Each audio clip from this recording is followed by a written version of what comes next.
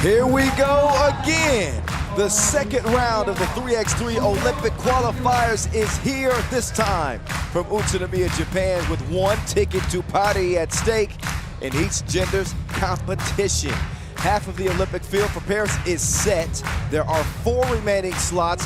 Again, one will be decided here in Utsunomiya. The remaining 3 in Debrecen, Hungary, May 13th through 16th. It is a chance to bounce back for some and a once-in-a-life chance for others. The first and only opportunity for some as well. Let's get a look at the pools. You see Pool A for the men.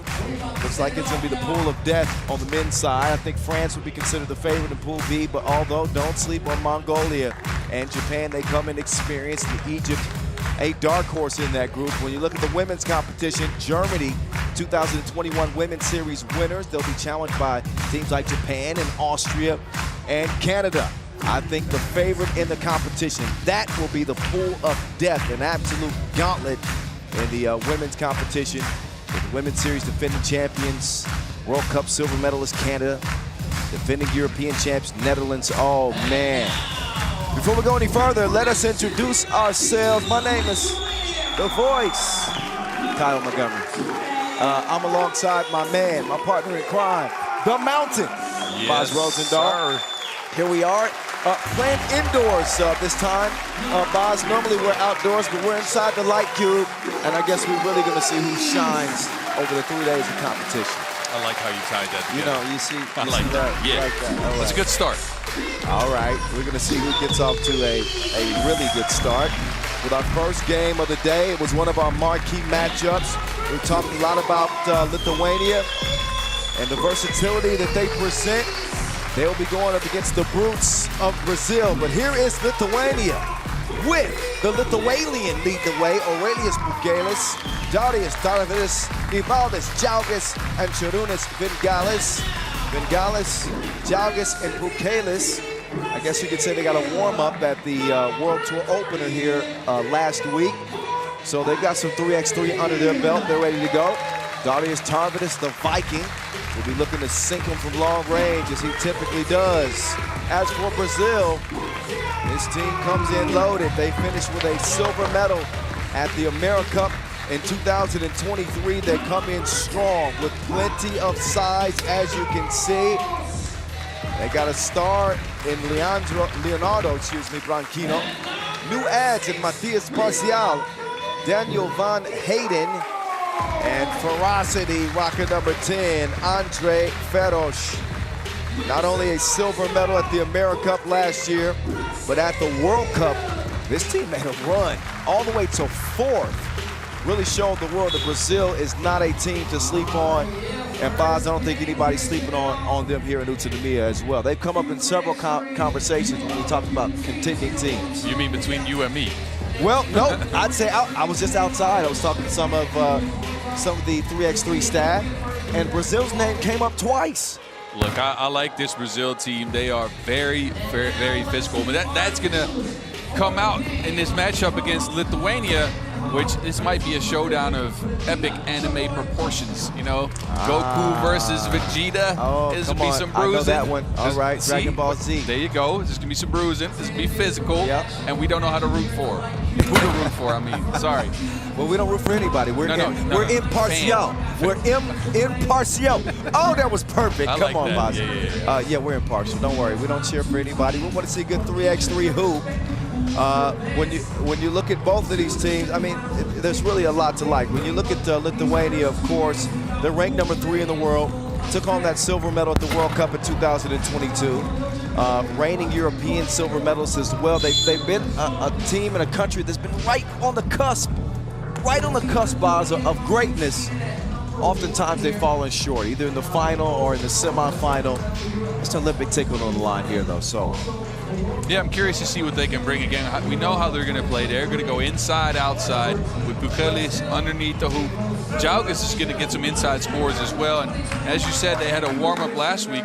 They also did come up short in that warm-up. So we'll see how they can come out. And I do think, I don't know how well they match up with physical teams. Yeah. And this Brazil team, they are used to playing in the Brazil leagues. Now, I know you haven't watched this, but in scouting, I try to go and find some footage on each team. Well, so how do you know I haven't watched it, Boz? Well, you may have. Okay, go ahead. But anyway, I went into some footage of the Brazilian local 3x3 leagues, and it is just sheer physicality that reigns there.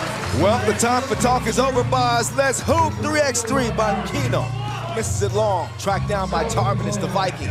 Over to Evo, Kaniva. Jalvis back over to Tarvidus. Bukatis will set the screen. Jalvis with a look at the top of the key, but we got a whistle.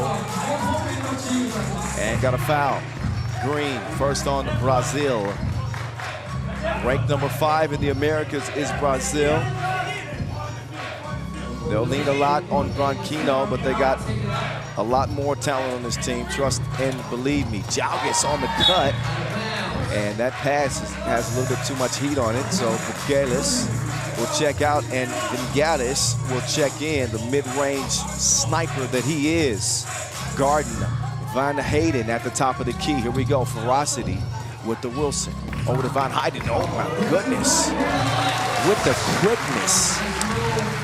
Wow, he hit the turbo boost on the drive left side to get Brazil on the board first. Feroz is whistled for the foul as Tarvidus made the move. I like the screening action for Lithuania to start things off, but it hasn't resulted in a score, and it's just one take from Van Hayden, and Brazil's on the board. Gaddis. Oh, he's got some quickness too. Straight to the rack. It is 1-1. Branquino passes up the 2 attempt. He wants to try the running floater. From 10 feet, that's a no-go, but then Wilson makes his way back to him. Is that a shot or a pass? Doesn't matter now, so whistle on the inside. Official Regita Chilbai Koshkutu out of Hungary. And Edmund Ho out of Hong Kong doing the officiating duties to start this UOQT number 2 from Utsunomiya, Japan. Love this city. It's become a staple in 3x3. I guess about a what? Hours train ride outside of Tokyo, just for people who don't know where Utsunomiya is? Yeah, just about. Chile with 700,000 people living there, I believe. Wow. It's kind of, you see, I got some facts. It's not the busiest city in Japan, but it is a pretty city, I have to say that. I love Utsunomiya. Jalkis with that last bucket, off ball, push. Second on Lithuania. We talked about that disappointing exit to their, we'll call it a warm-up, but it was a big event. The World Tour opener here in Utsunomiya for the 3rd straight year. But yeah, they double as route on virus in the Pro Tour, and they failed to progress to the knockout rounds. And 2 games was all they had. By they, I mean Bengalis, Jalgis, and Bukelis. Van Hayden will open the possession here for the Brazilians.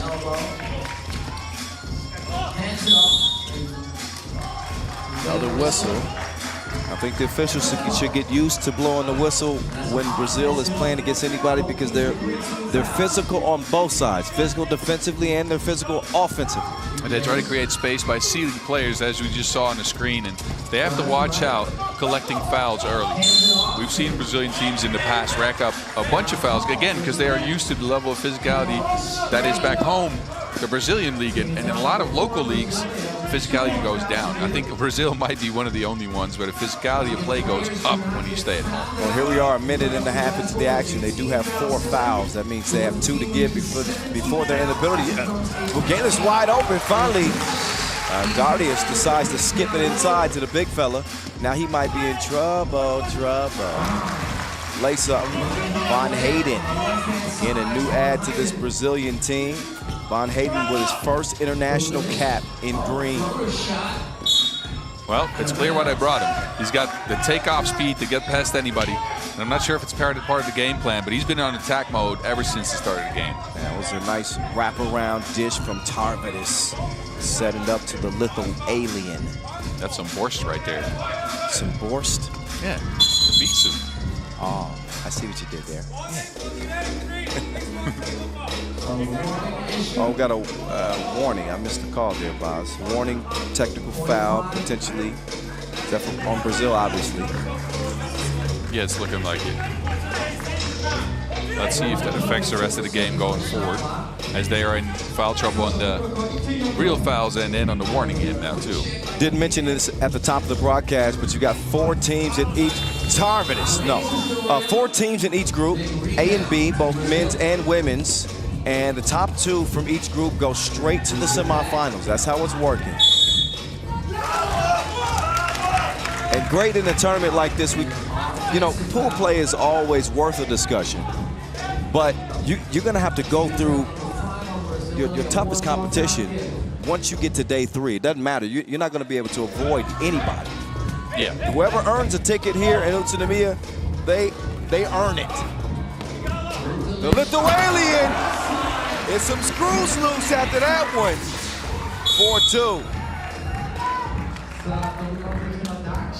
So Aurelius Pukelis gets a step on the baseline. Look out. He smashed that like a burger. Smash burger. I've been talking about food a lot. The big fella is eating for Lithuania. It's a 4-2 start for them. Von Hayden, not a chance. Rossi, what is he doing? 4-2, it'll stay. DT over to Bengalis. Tarvidus contested. Great defense there from Branchino.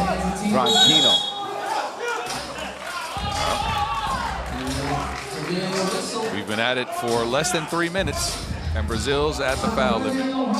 This is something that we expected beforehand could happen. They are physical again on both ends of the ball, but this is too much. Now they have to downshift in physicality, and that is not going to be good for them, as Lithuania is already up, and they haven't had a lot of offense besides Von Hayden getting to the cup. 7:10 to go, boss. Yep, it could be a free throw shooting exhibition for Lithuania the rest of the way if they continue to put pressure on the Brazilians on the inside. Oh, Pukelis. See, what had happened was 4-2, it'll stay. Parcial. He delivers the Marcel in the post. Nice footwork right there. You missed that reference. Parcel in the post. You know that mail is called parcel? Yeah, I know. There you go. Jump up from jogging. This has to be one of the most unique broadcasts in the world. Yeah. Yeah, I don't know anywhere else where you can joke around like this. No way. I think we're a couple of oddballs. Well, and somebody hit us up on Instagram. They said, the voice of the mountain, it just works. I guess so. That's just it. We don't know why or how, but it just works. That's what we're going with. Look, going back to this game, guys, all jokes aside, both parties have been very, very physical, right? But I do like Lithuania's screening action. They've been deliberate with their screens. They've been getting to the rack, as you can see on this joggers drive. And I think that's something Brazil is going to have to start dealing with without being physical. Now, for Brazil, they've been posting up a lot, right? Banging inside underneath the basket with Parcial and with Ferros. I would like them to get a little bit more action from Branquinho. He's been kind of quiet.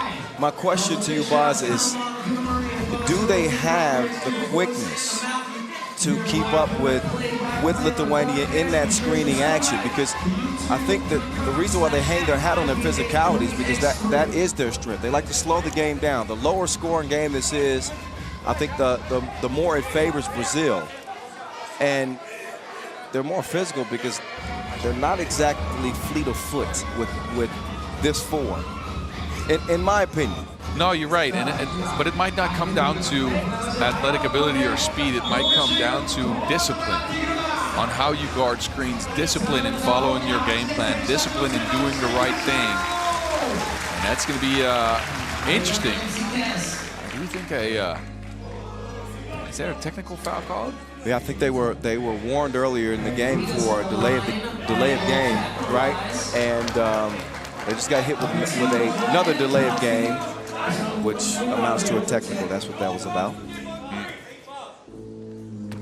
Possession over to Lithuania. Travel. I saw him hop, skip. It's a big focal point this year, especially on the check. Don't move your feet because the referees will call.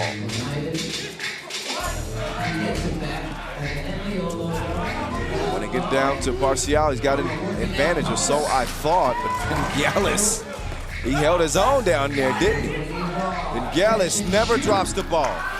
You notice when he shoots, that ball never goes below his waist. Nope. Pitches in the pocket and keeps it up.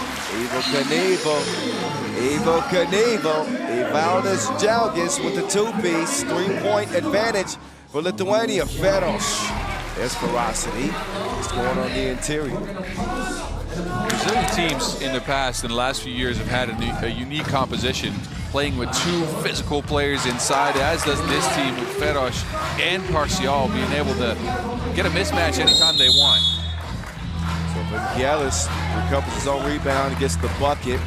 They do get whistled for the foul, the fifth on Lithuania, but another look at Evo Knievel stunting on him from long range. Something that he can do. Jalgis averaged 7 points per game in the World Tour opener. I think one of the more underrated players, to be honest. I've always liked Jalgis's game. I mean, he's not, that motor is nonstop. Yes. He's giving you energy offensively, defensively, on the glass. He can score. Good finisher through contact. Yeah, and I like the way they use him as a mismatch, driving inside, right? If he finds a smaller guard, he's going to go and attack them, use his size and his width to get a shot going. As Brazil keeps scrapping under the boards. That's what they do. It's only a 2-point game. The Viking. Deep, no. Darius trying to clear some space. Same spot, same result. That ball nearly saved, but not, nope. Brazil can't get to it in time. Big question for the Lithuanian team is how well is Tarvydas going to shoot? You know, he's been in 3x3 for a long, long time, but not a lot of tournaments for him last year. I don't know how his rhythm is. Yeah, and also a lot of turnover on the team, right? So the Lithuanian Basketball Federation have tough choices, really, because they got such a wealth of talent to choose from. So they mix up the squads a good bit. Score on the inside, gets it back to a 2-point contest. 9-7, Lithuania. Tarvydas, pocket pass to Jalgis. Jalgis pulling his way to the bucket. He can't get it. Vingalis over to the Viking.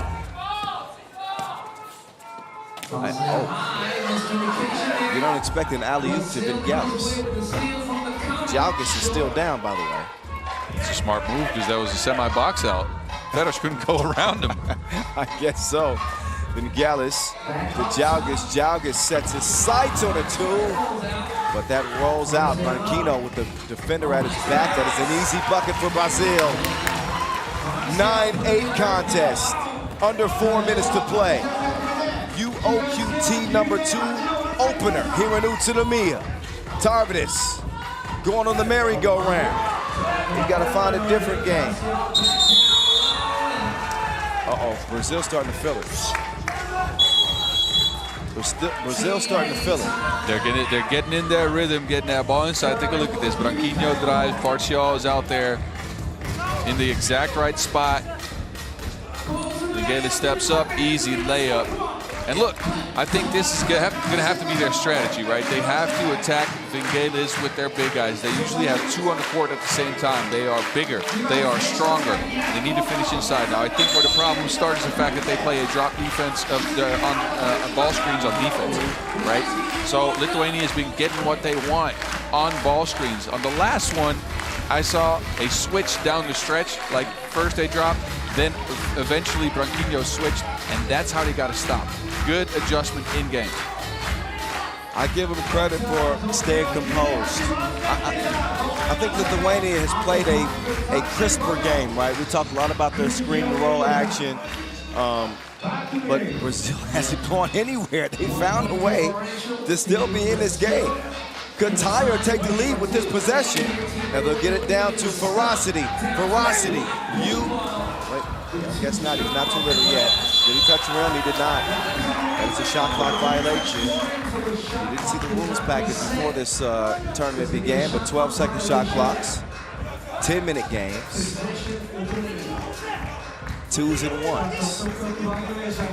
We keep it street in 3x3, right? Do we? I think we do. Jalgis! Oh, whoa!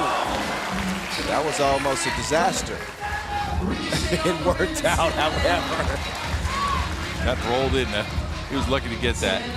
Look again, Brazil goes to Ferosh inside, who's so good at sealing players with Bukelis with the big shot. Bukelis, Payal, the big fella can do that. Make no mistake about it.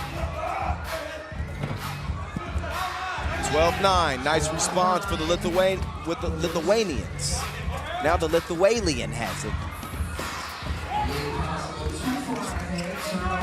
Ferosh, nice drop off to Parcial.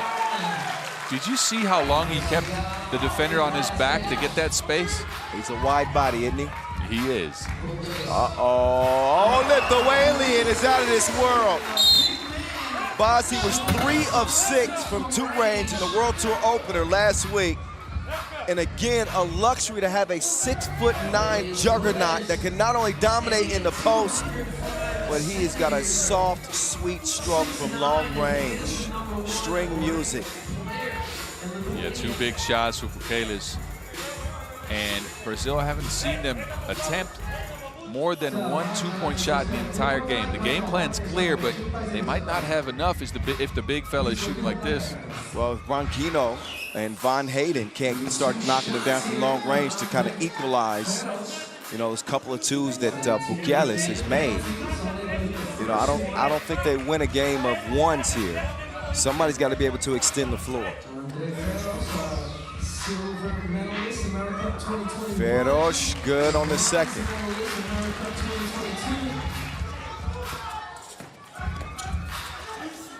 Bukelis likes the position. Oh, Jalgis, he got the moves like Jagger. He got the moves like Jalgis.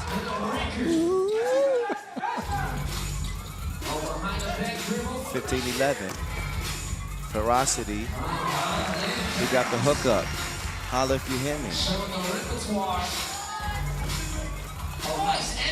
Jalgis. He's been the difference maker in his game so far. Johnny on the spot every time they need him to be. Evel Knievel, man. He's a dog. It's Ferocity getting ferocious with it. So a one-handed yammer after sealing Jalgis. He will finish with the poke. 16-13. I think the game, not just by the scoreboard, favors Lithuania at the moment. But anytime Brazil is hanging around within a possession or 2 possessions, you'd be foolish to count this team out. They have got some heart. They have got some grit, some fight. They do, but I'm missing guard play for them just a little bit. It's been big action after big action. The 2, Ferosh and Parcial, the 2 fellas underneath the basket, have been very strong. But as you see, Van Hayden at the start of the game had 2 drives to kick us off. Nothing after, and Branquinho has been very quiet this game. And he's the star on this team. They need buckets out of him. Oh, Tarvidis sinks another one. And that might take the air out of Brazil.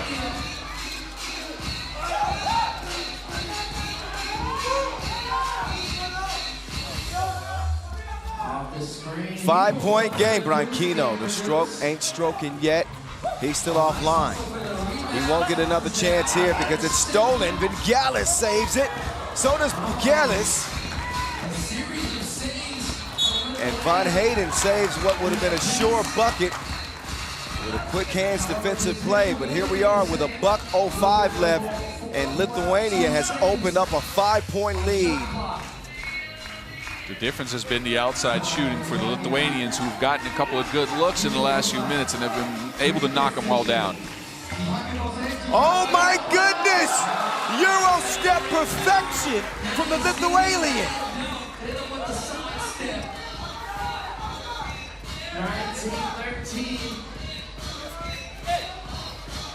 Ronquino, no.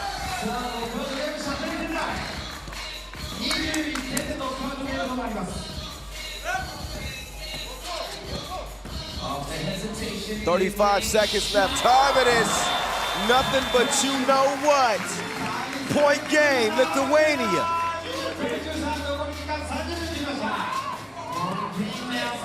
Verosh in for the score.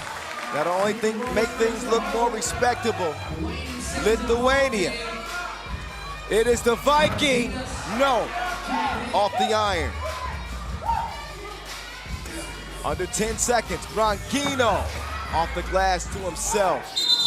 No, he will get called for the travel.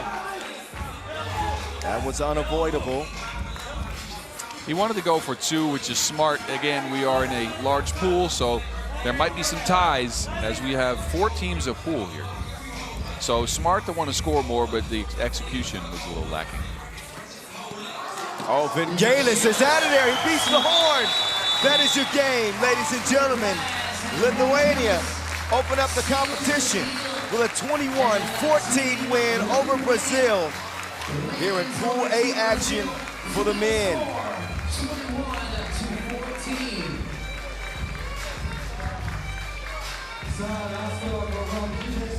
Lithuania, one of the favorites, and you can see why. If they can maintain this identity, I think they're going to have a great shot to get that Olympic ticket. But a well-rounded game. Bukelis led the way. Jalgis was great as well. We saw Tarvidis hitting big shots in the end. Vingalis played well throughout the 10-minute sprint. And Brazil just a bit outmatched in this opening contest. As again, Lithuania take it 21-14. Pool A action continues next. We got the Netherlands and Puerto Rico on deck. So that one should be fun as well. That game coming at us in just a couple of minutes. Enjoy the rest of the moving pictures. Lithuania get the win.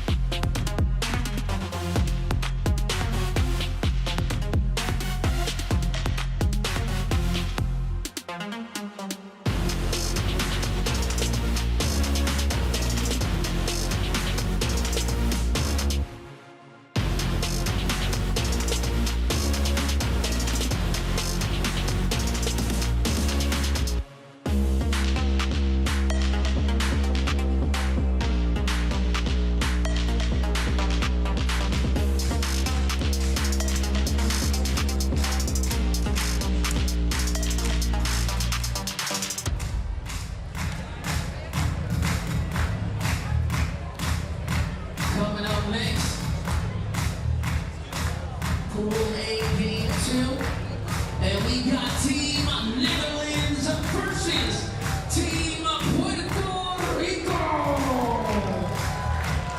And now, representing Team Netherlands, number 13. All right, here we go, right into game number 2, day 1 of this UOQT number 2 in Utsunomiya. Here come the Netherlands, who qualified for the Olympics back in 2020 in Tokyo. It was the first time the Olympic Games ever had 3x3 as a part of the schedule. They made a nice run, all the way up to 5th. They are trying to get back after coming up short in the first UOQT in Hong Kong 3 weeks ago. They ended up losing in the quarterfinals to eventual winner Latvia. But here they are, with a little bit of a different squad this year. As you see, Arvin Slaughter, AKA Manslaughter. He's in the house now with hype-worthy Dion, Big Drizzy, Jan Driesen, and of course none other than Dimes, DeMail van der Horst, the only Olympian, no, he and Arvin, the 2 Olympians on this Netherlands team. So, how about their opponents here, Boz? Big question mark with this Puerto Rican team. We talked about it earlier as to just how well their 2 guards would play.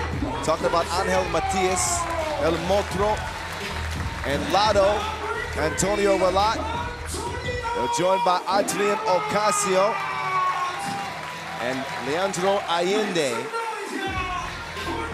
Yeah, it's an interesting squad to me. Again, they go smaller than they usually do, maybe, as Quascud is not here and Matias takes his place. Now, we know he plays bigger than his actual size. Gotta be, what, 6'3", 6'4", no bigger than that. But yeah, he is posting you up.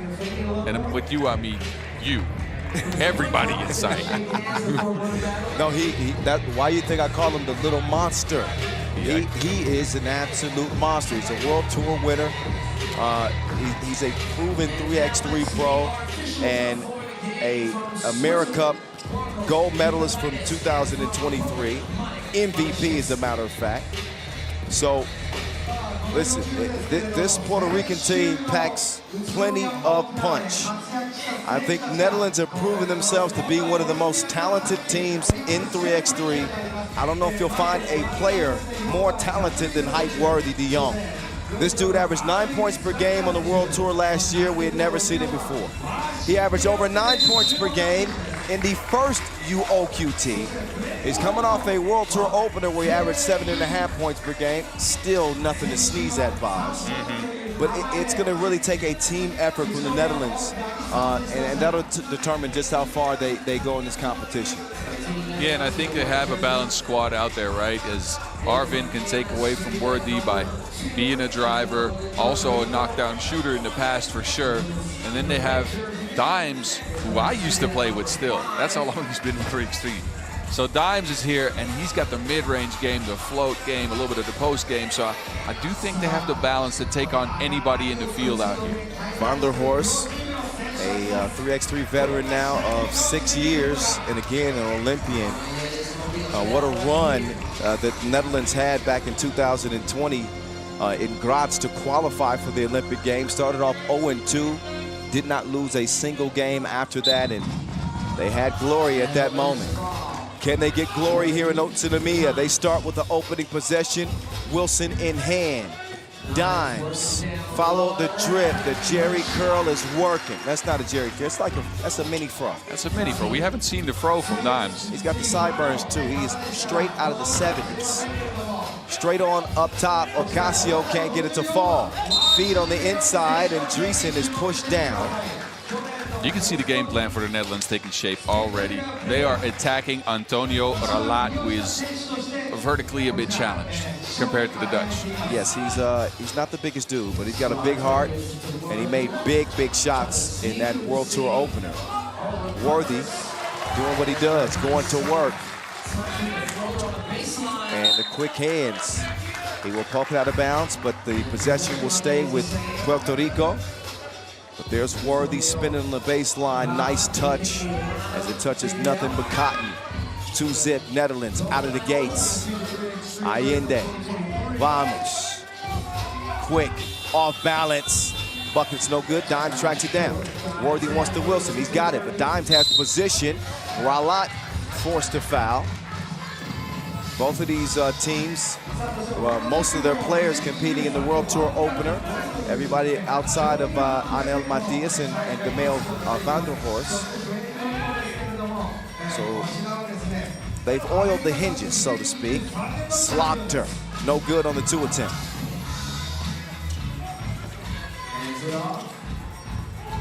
Down to the post office. El Motro. Fading away, Matias. Bucket.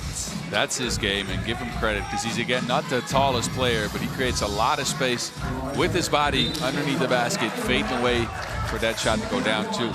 Slaughter's got the green light, apparently. I mean, not angry with it, but he's missed his first two attempts.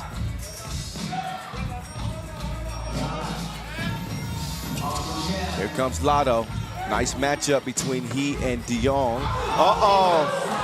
He needs some milk. Ralat playing bully ball with Worthy. Worthy stepped on a banana peel or something. Sweet. Come on back up here. Ralat evens things up to a piece. Dimes. We talk a lot about players that play bigger than their, I guess, size. Dimes is another one, similar to Matias. Dimes is a monster in the post. Yeah, and what makes him especially tough is the fact that he has that mid-range. He has that hook shot. It's not just getting to the cup. It's all 3 levels of the court that he can score from. Good defense there from Allende to hold off Worthy.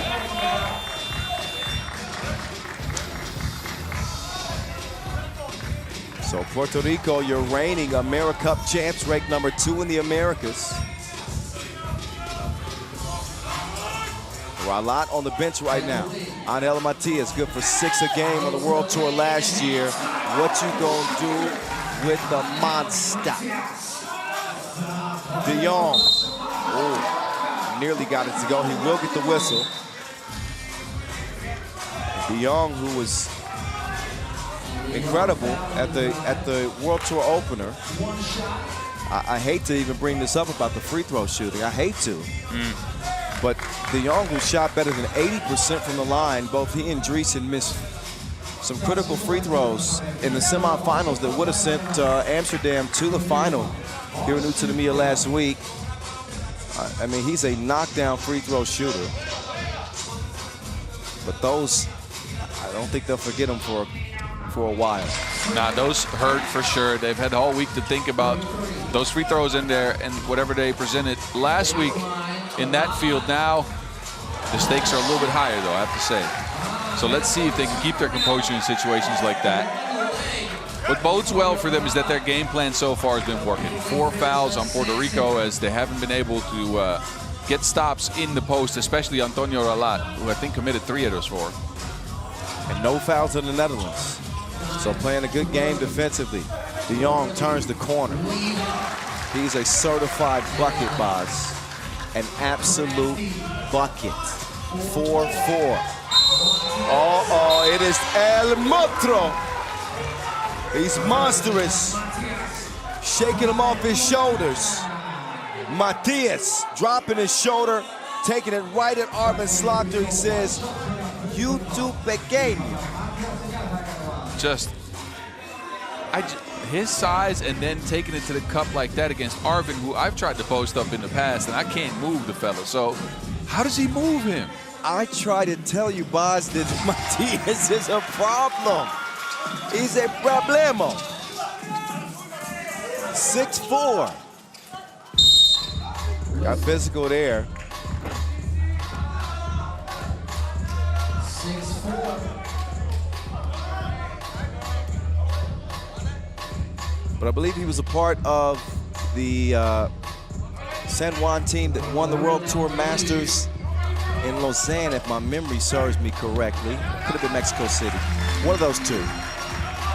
But he's an incredible player. Oh, whoa, look at Ralat. That was the best part of the play. Look at Ralat. Put that man on the 100-meter hurdles. You look like Super Mario jumping over a mushroom. Antonio Ralat. Uh-oh, a warning for coaching. I think that's for the Puerto Rican staff. Yeah. Watch it over there, fellows. Ralat will miss at the line. 6'5" is what we have. Slaughter, where was that ball going? They saved it. They got 2 to shoot. Dime, so he stepped on the line. Yeah, they try to get it to Dreesen inside as they had a switch with Ralat, but that pass is a little off the mark. Results in a turnover at the stretch of that possession. It's been a game where the teams haven't given each other much room. Again, it's almost tied. A lot of fouls on the Puerto Ricans, but what's been working for them is Matias. His game, and you told me beforehand, I hadn't seen the dude live in a minute. His game is ridiculous. For a small guard, I don't know who he can't post up. Listen, he's like, this is an old school reference, but when you think of great post players, let's say in NBA history, who aren't the biggest guys, Charles Barkley is still one of the guys that come to mind first. Yes. That's who he kind of reminds me of with his strength in the post. That's all effort, man. He heaves that one up. Uh-oh, Worthy's down. Worthy looks hurt. You hope it's not anything serious. He lost a tooth last year, and I think that lip is bleeding. He certainly took a shot. Yeah, referees are going to take a look at this one. Is he holding a tooth? Again? Okay, so, the elbow. Yep, on the way up. It was inadvertent, but that certainly connected.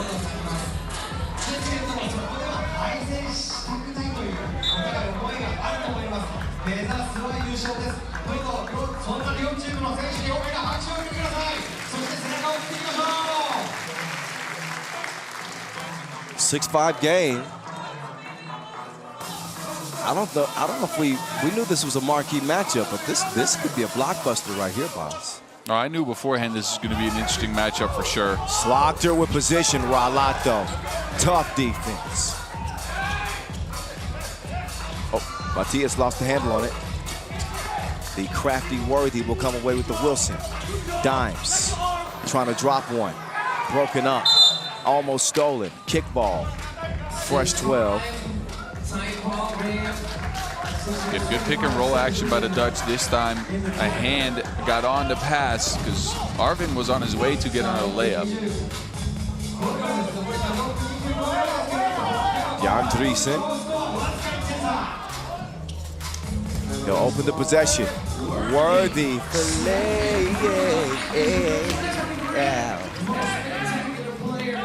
I want to see you try to do that, boss.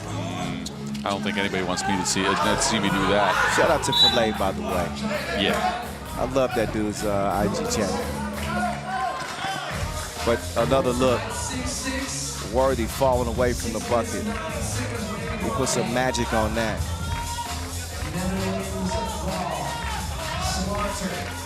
Oh, Slaughter froze Matias. Great job from Arvin Slaughter as the Netherlands assume a 1-point lead. Ocasio now battling with Arvin. It is going to be the third on the Netherlands.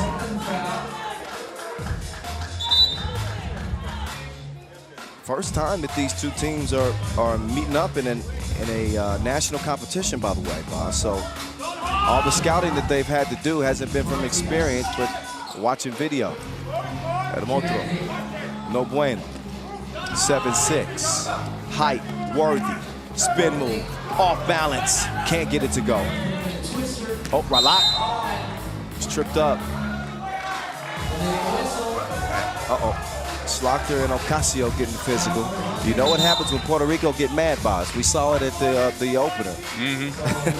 Against Radon Varas, when Ralak went on an absolute scoring tangent after getting tied up with Modestas Cumpis. Maurice Lacroix buzzer beater. That was then, this is now. Ralak trying to take Dimes to the post office. He gives him a fade. Clippers in hand. 7-7.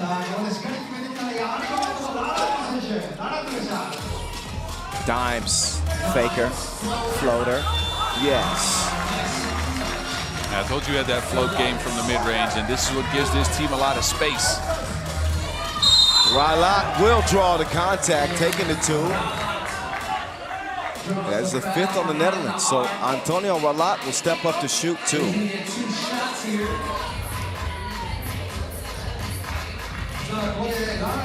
Ralak, who averaged 5.7 points per game on the World Tour last season. Also 5.7, coincidentally, in the World Tour opener just last week. Only 20% from long range. He did hit big shots when they had to have them. He's not able to connect at the free throw line. And that's something that, I say it a lot, but I mean it a lot. It is such a critical stat in 3x3. Free throw shooting can make or break you. Let's see if he can split a pair, and he does. 8-8. Uh-oh, travel. Travel will give it back over to Puerto Rico.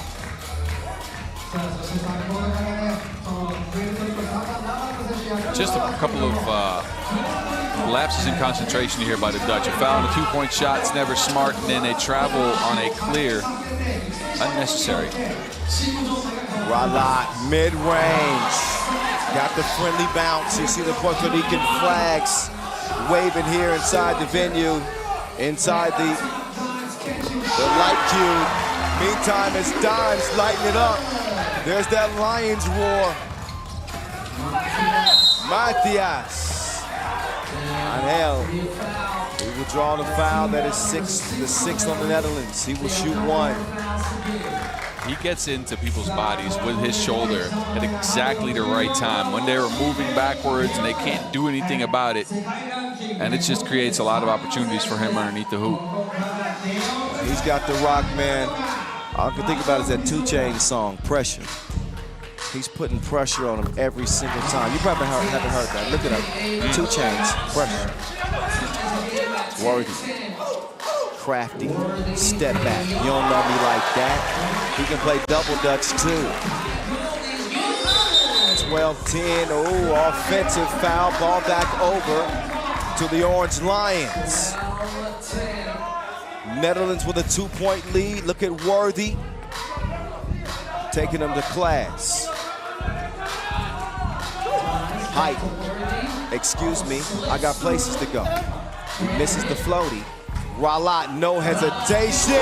Dos es bueno.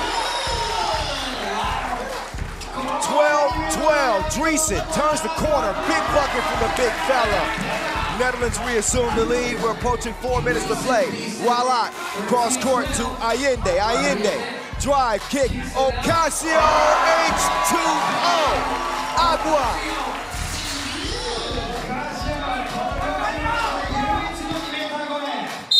Van der Horst nearly got the score, nearly. But he does draw the 7th foul on Puerto Rico. And now 2 free throws coming up for Demeo Van der Horst. Both teams have woken up offensively down the stretch here, haven't they? Big 2-ball after big 2-ball. First it was DeMeo and Worthy, and then Ralat's come alive a little bit in the second half of the game here so far. Lado. Yep, definitely picking it up. You know, we put out a couple of video clips earlier today, you know, kind of previewing some of our key matchups, key teams, things of this nature. Yes, we did. We talked about the dynamic between Matias and Ralat, and if that could work. I think the same question could be asked of De Jong and Van der Horst with the Netherlands. When these 2 guys can play on the same page, 2 of the more skillful players you're going to see. Worthy is an absolute monster, but Van der Horst has been a proven veteran, a proven winner. The chemistry between those 2, maybe it's not all the way there yet, but those 2 get on the exact same page, boss. How scary is Netherlands? Who wants to play Netherlands then with both Dimes and Height Worthy hitting on all cylinders? No, you're right about that, and I want to give credit to Dimes, especially because the change in personnel for the Netherlands has put pressure on him to change his role again. Sure. Last OQT was more of a ball handler. This OQT, he's ball handling some, but he's also a screener, a passer, and an in-between type of player with some seals and some floaties. And it's tough to change a role like that, and he keeps on doing it. De Jong. Oh, he doesn't finish it. That was a quick move. Stolen away. I'm not sure what Allende's argument is. De Jong to the crib. To the crib.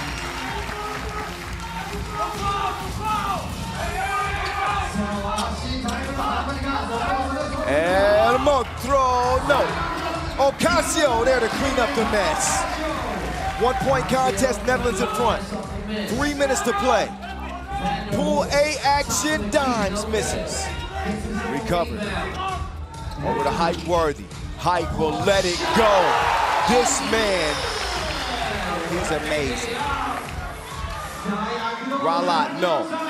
De Jong to Dimes. De Jong, places to go, buckets to get. We're talking about chemistry between the 2 guys, and they got Puerto Rico rattled right now as Matias just throws an errant pass out of bounds. But Dimes and Worthy clicking in transition. Worthy has definitely unleashed the dragon. He's normally good for 9 a game. I would guess he's about there now. And listen, the man is on a scoring spree. He's getting whatever he wants, and he has been straight money for Netherlands. Straight yen. Straight yen out here in Japan. I like it. He's got 10 points, as a matter of fact. I shorted him a bucket. If it's one thing you can count on, it's death, taxes, and Worthy de Jong scoring 10 points in a game. Mark it down. Can they hold on for the win? Right now they lead at 19-15. 2:35 and counting. Dimes. Hands it off to Slaughter. Slaughter lets it fly, and a foul is called on Ralat. Not a smart foul, and Ralat chasing over that screen, but you have to kind of dive down underneath that 2-point line, and he just straight up ran into Arvin. And Arvin's a knockdown free throw shooter. Arvin Slaughter at the line. He is a knockdown free throw shooter. The man was 9 for 10 at the World Tour opener last week. I don't want to announcers jinx him. Man, every time, boss. Every time you start boasting about somebody's free throw percentage, they miss one. He won't. That's the power we have in our hands, though. That's true. I'm not trying to influence anything here. Okay, he does make the second. It is point game. Netherlands, point game for the Orange Lions. Can Puerto Rico pull off an improbable comeback? They got a lot of work to do if they will do it. Down by 4, Netherlands need 1. Worthy's on the bench. Van der Horst making his move. Dimes, floating! That's your game. The Orange Lions start off this 2024 UOQ team in the winner's circle. Capped off by DeMeo Van der Horst, 21-16. The Dutch, too much.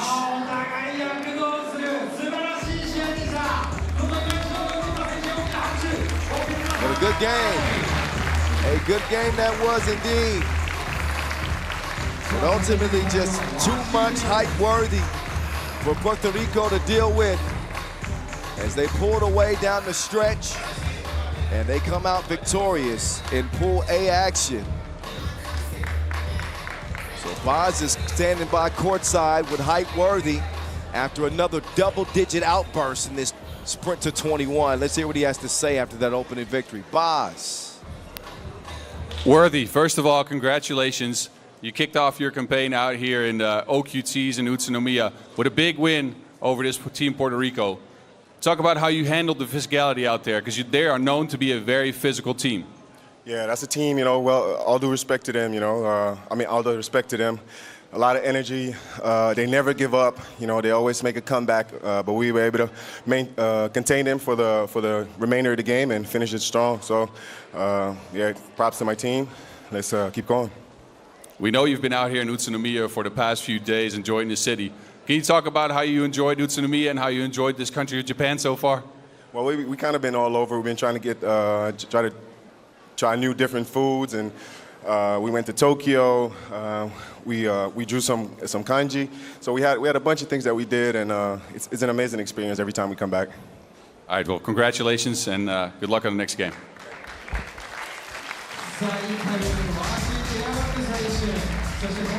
Yeah, I saw that they drew some kanji. You should check out at FIBA 3x3, the IG account, and you can see that nice little feature. I believe it was with Worthy and Casey Bosch. Yeah, really, really cool piece of content. You can see all of our cool content at FIBA 3x3 and at FIBA 3x3W. Make sure y'all tap in. We're gonna tap out for a quick second, let you enjoy the highlights from a thriller between these two. Credit to the Netherlands again for pulling away our 2 victors to start the day, Lithuania and Netherlands in Pool A. We're going to get to Pool B women's action coming up next with All Canada and Kenya. Coming your way from here in Utsunomiya, don't you move.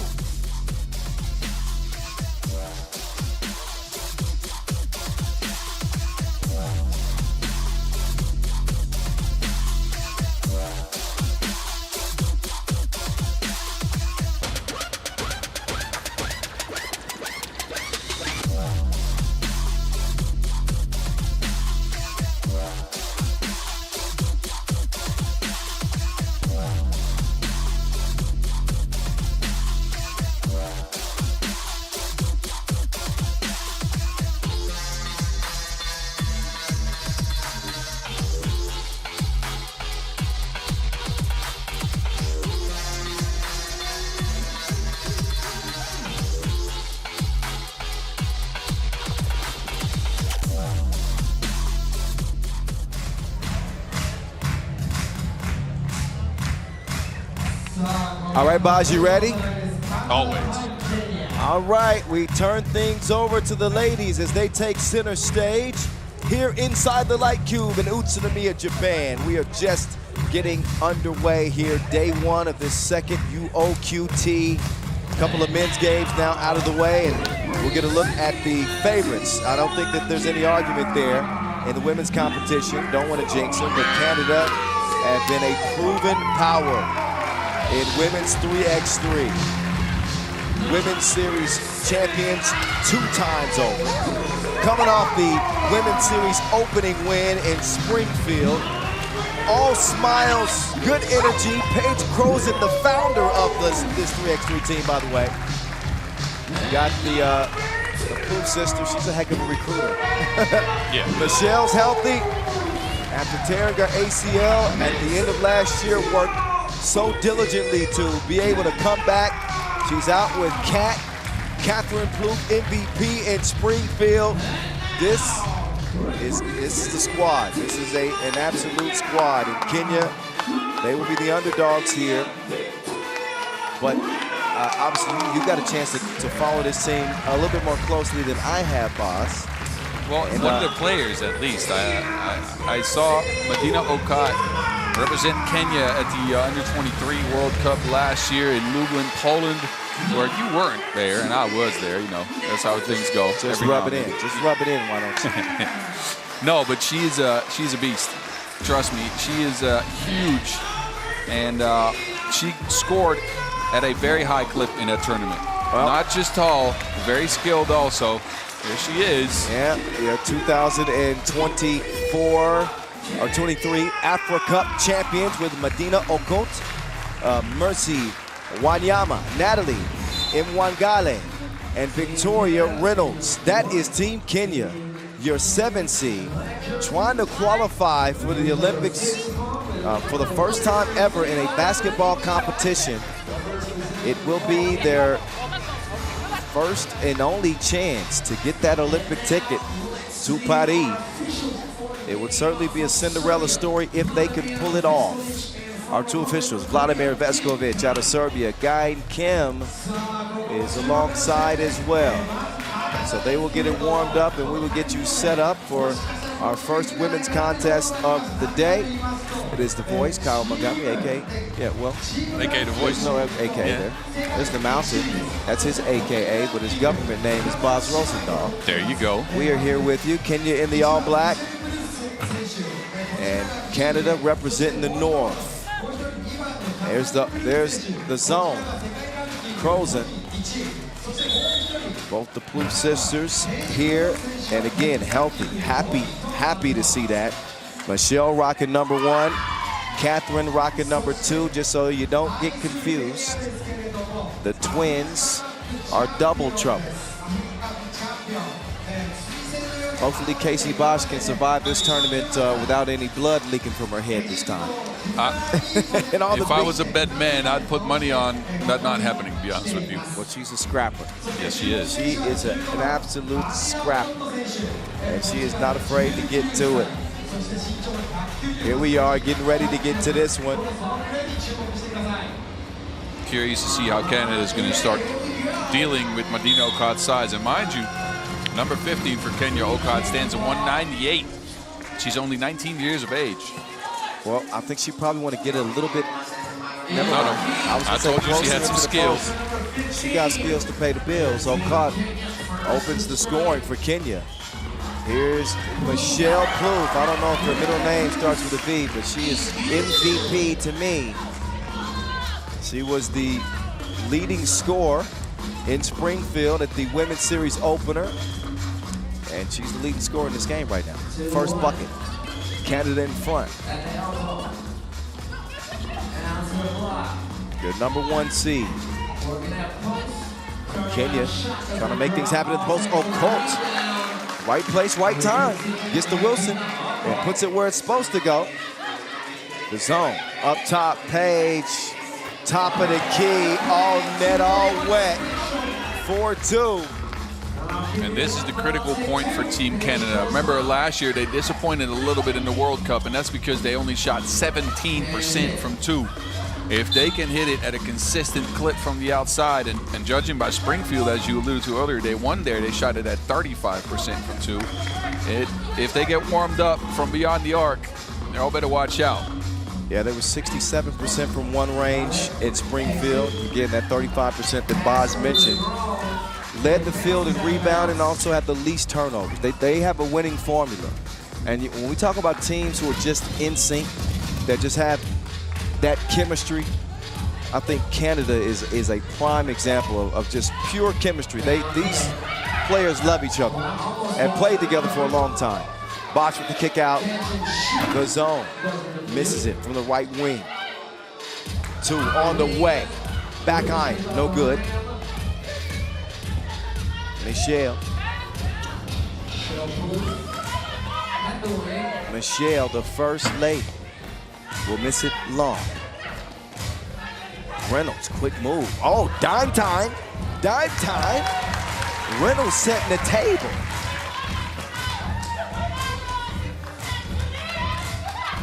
Casey, Bosch. Not that time.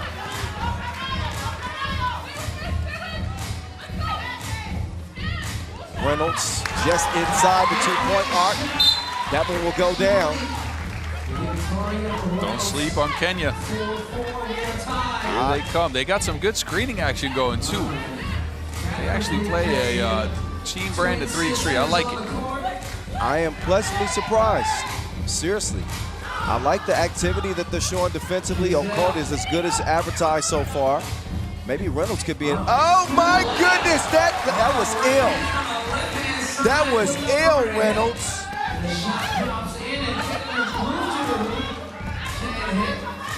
Yuck. 5-4 game. Michelle with the thievery. Blue turns the corner, nobody home. Layup line for Michelle.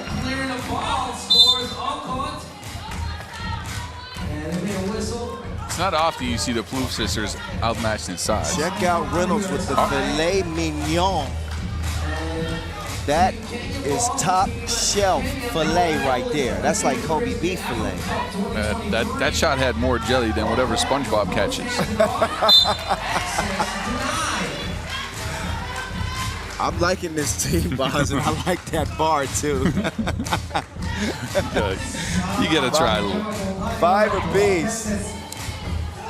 Natalie, no.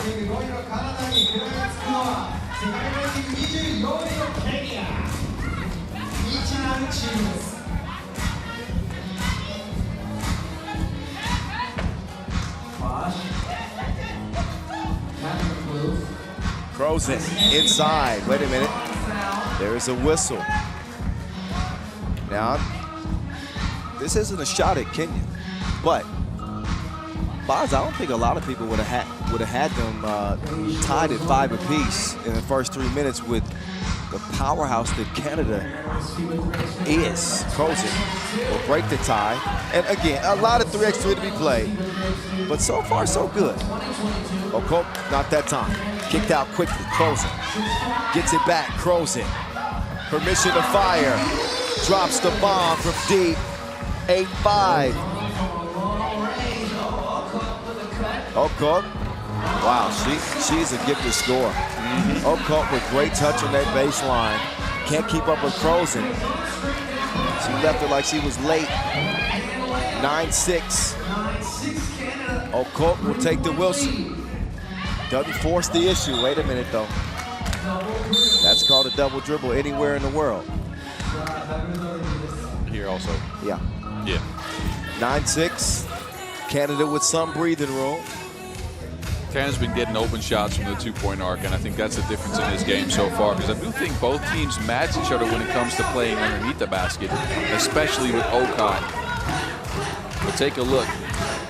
Open 2 to start things off, and that's been the story so far, because I think they've hit 3 of them, 2 of which came by hands of Crozon. Yeah, you mentioned O'Court. She's 19 years old. In the final against Egypt to win gold at the Africa Cup, 11 points, 18 rebounds. Incredible. Crozon, no. 18 rebounds is just incredible if you think about it. There's only about 60 possessions in the 3x3 game. She grabbed a rebound on the third of them. What's more impressive, 18 rebounds or 18 points? I'd say that's pretty even. The zone is in it. Please believe. 11-6. It's been a long range attack thus far. Team Canada over on the attack, kicks it out. PC. No. Blue has it poked away. Mid-range, no good. Back to Kenya. Can they get a score? Not if Michelle has something to say about it. 11-6, it'll stay. That is a jump ball, as good as a steal. Kenya is starting to look a little bit rushed, and that's when you get playing against a machine like this Team Canada that know exactly what to do, that have been together for a long time, and have their game plan worked out to perfection. There's Michelle, Cat to Michelle, and another jump ball, so Canada will have it. Canada, who did not qualify to the Olympics in Tokyo for 3x3. It is what they've committed themselves to doing here in 2024. Only one ticket available here in Utsunomiya, and they want it. Something fierce they do. Crows it to Bosch Spice. Kicks it over, but a little bit too late.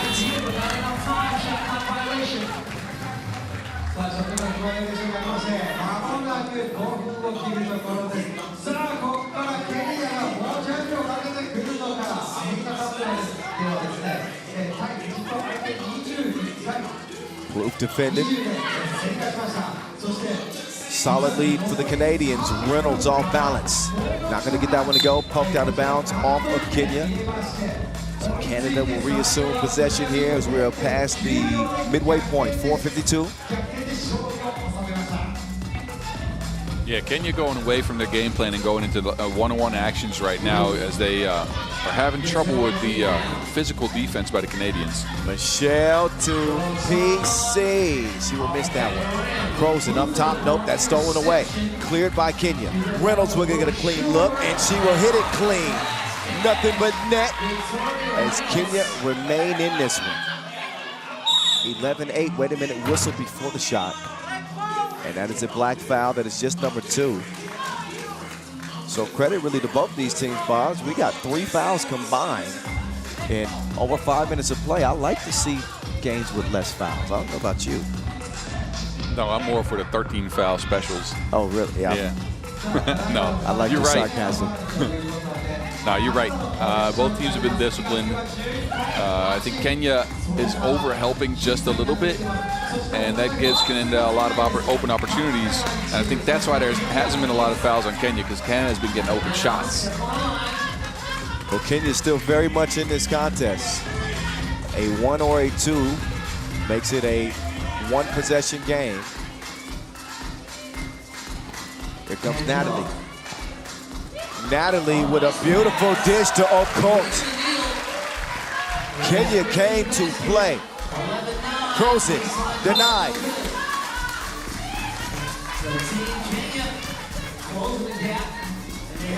So another look at this needle threaded, an absolute bullet from Natalie. Now Natalie on the cut. Natalie gets it up, can't get the score. Occult just too big. Just too big in the post, and that one rolls off the iron. Up top, Paige. Over to Catherine. Back to Crozen. Lets it fly, but these girls ain't loyal. No, they ain't. Oh, Catherine Blue. That is easy work for her.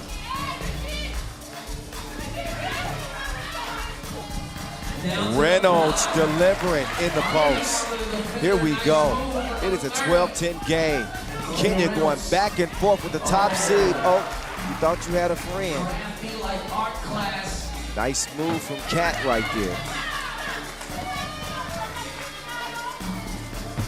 Oh, Crozen continues to double up and double down. 15-10. Oh, cool. just a little long. Reynolds will get swatted by Catherine. Nice rim protection there from the Canadians.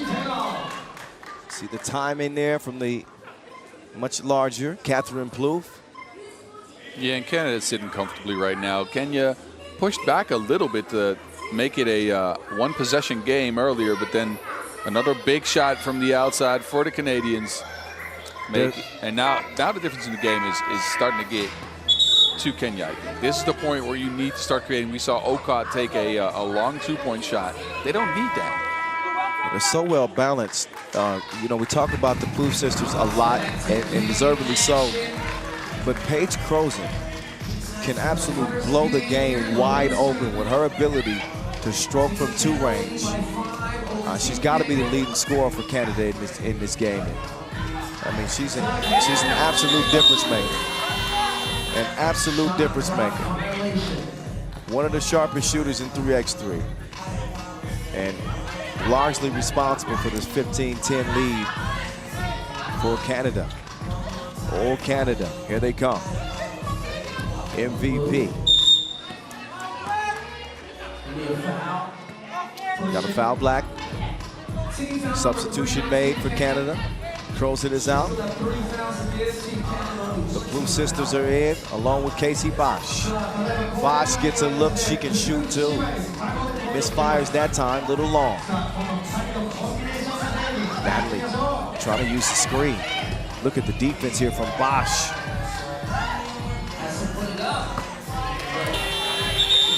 Just great pressure by Team Canada. What a defensive possession. Kenya couldn't go anywhere. Now Okot comes back in the game, so that's going to give him a relief pass at any point, but that was just a very forced possession by Kenya. Casey Bosch, she's tenacious defensively. Oh, Cat can't get it to go.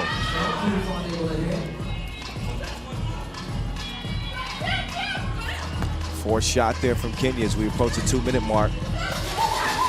Canada have got to be sensitive here. Croson, no, not that time. Oh, give me that. Wait a minute, got to clear it. Croson does just that, gives it up, fakes the screen away. Entry pass is broken up, stolen. Reynolds picks up her dribble, might be in trouble here. Managed to get it over to Okot. Okot, nowhere to go. Reynolds, a desperation heave late in the shot clock, and you hear the horn. A shot clock violation with a $1:32 to play. Bosch is in. Michelle Plouffe is out. Canada's really upped the pressure in the last 2 minutes of the game. Just making things very, very difficult for Kenya. Miss dribble there from Cat. Croson. No. Cat, yes. Kicked out. Natalie, no. Okot will get it, will score it. With a 5-point difference, Canada can use some clock. Can patiently get into their offensive possessions here. Croson locked and loaded. Misfires. Bosch, up fake, Bosch. Able to draw the foul.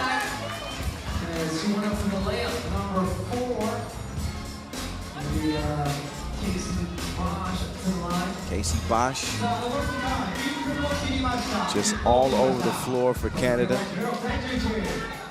Doesn't have to have the biggest stat output scoring-wise, but her presence is felt. Look at her. Getting physical defensively in the post. Nice power move. Kicked out. Bosch will pass up the 2. Swings it. Michelle straight on 2-ball. Not happening. That's okay. Her sis has got her back. Swung over. Left wing. Back up top. MP. No. 2 hasn't been falling for her here so far. Game 1. She was ablaze in Springfield. More on that later. Cat Plouffe. Midi. Money. 18-12 and Team Canada. Yeah, you were talking about intangibles earlier. And Bosch coming up with the loose ball yet again. And the score right before the horn. They don't reach 21. They don't have to. That is a victory. Oh, Canada. Oh, Canada. Oh, boy. Could spell trouble for the competition if they keep playing like this. Credit to Kenya. They put up a fight. Put up a fight. But all that matters at the end of the day is that dub. And that goes to Canada. So Pool B action for the ladies starts with a Canadian win. A big, big outburst by Paige Crozen. Her sharp shooting blew the game open. But a well-balanced team effort from Team Canada who get it done over Kenya. Next on deck, you know who's gonna be, boss? Well, the Orange Lions, the really? Netherlands, the ladies. I didn't know. Against Kangaroos of Australia. That is on deck here in Utsunomiya, coming your way in just a few minutes. Don't move a muscle, y'all. More 3x3 is coming.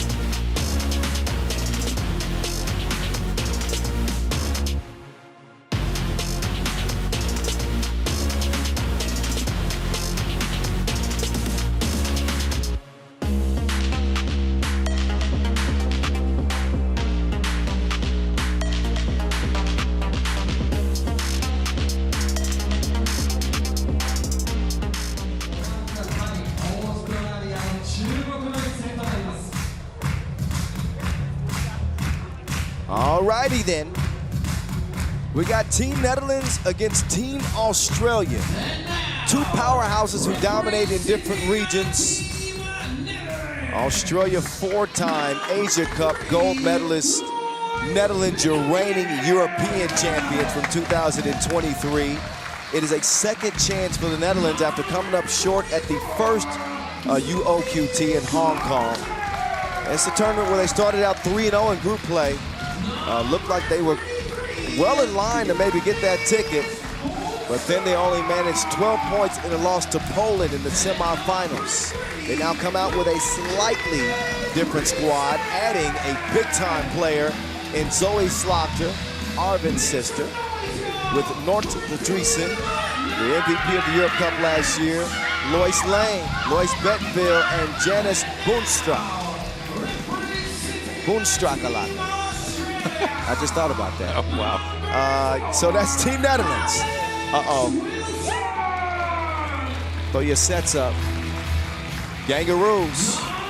Yay, yay. Yay, yay. They look pretty hyped up, boss. They do. Team Australia, who picked up their fourth Asia Cup gold medal.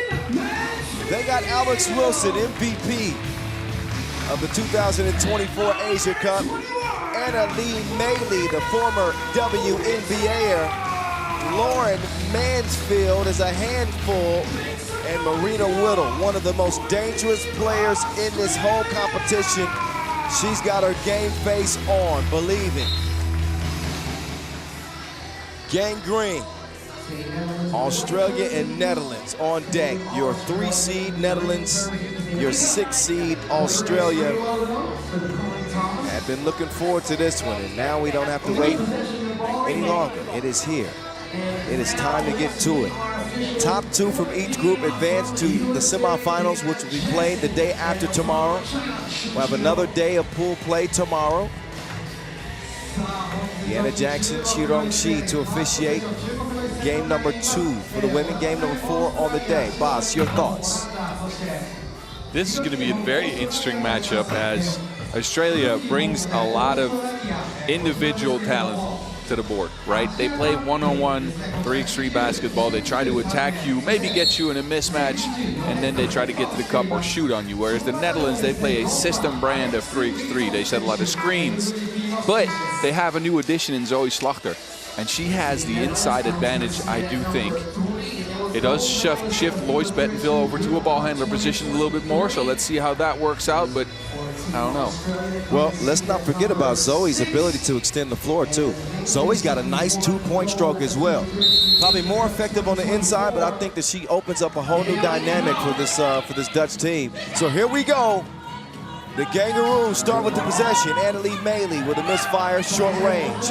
Nortja from the corner gets it down to Janice. Up top to Lois Lane with Annalie defending. Dreesen. Janice tastes the rainbow. That was sweet. 2-zip Netherlands. Here's Marina Widow. WNBL star-studded squad for the Kangaroos, by the way. Pick and pop action working to perfection for the Dutch here. Janice got open for a high arcing two. Beautiful stroke. There's Lauren Mansfield. Oh, nice play there from Bettenville. Swipe that away. That was an easy layup. That's Go-Go Gadget arms right there. Go, Gadget, go. Man, if you were born in 90 or after that, they don't know who Go-Go Gadget is. That's cool. For the old heads out there, that's a reference they understand. Hold it down for us. Fresh shot clock after the foul called on the Netherlands. Alex Wilson, another straight-up hooper. She is scrappy. She's an alley. They call her Alley. I'm going to call her an alley cat.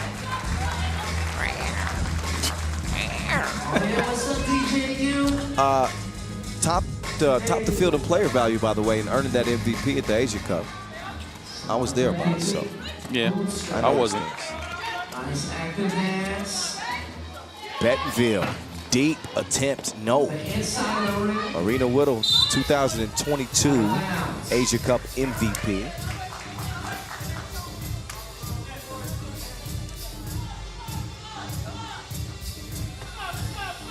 Lauren Mansfield starts the possession for Gang Gang. Oh yeah, it's gang time. Gang time. Mansfield scores through the contact. And again, an unsung hero on this Australian team, but helps this team a ton with her defense, her penetration, reliable shooter as well. Mansfield, lefty stroke, that will count. 2-2 here in the first minute. 2-2.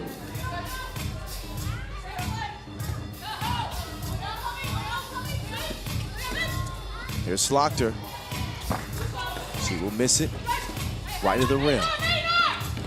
Here's Marina Whittle going to the post office, and Ultra was not having it. Ultra being pestered by the Kangaroos. That one saved by Annalie Maley. Mansfield was rent-free. Oh, but she sewed the clip. She sewed the clip. Got her on board, though, and now at least gets a free throw out of it. Big hustle play. Not bad at all.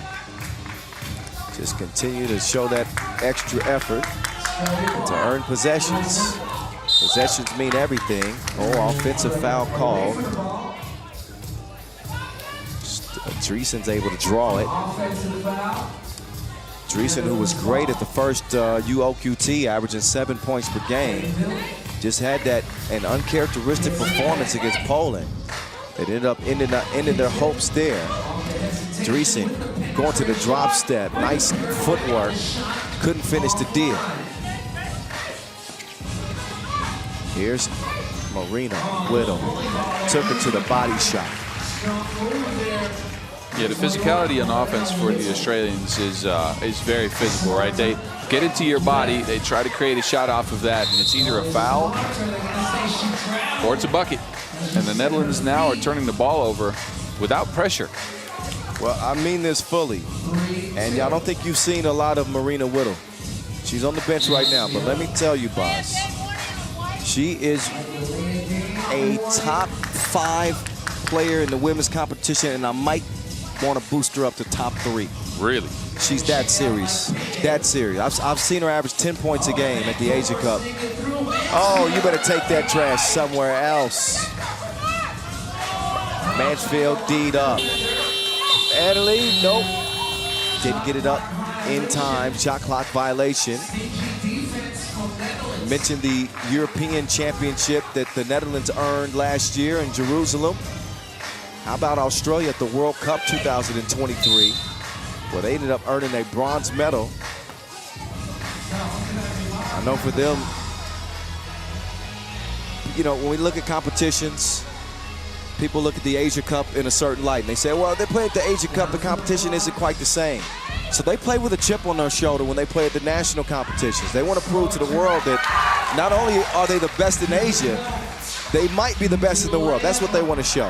And Rita really don't want to show us that. I might have jinxed her. That's a broadcaster's jinx. Another one. I'm sorry about that.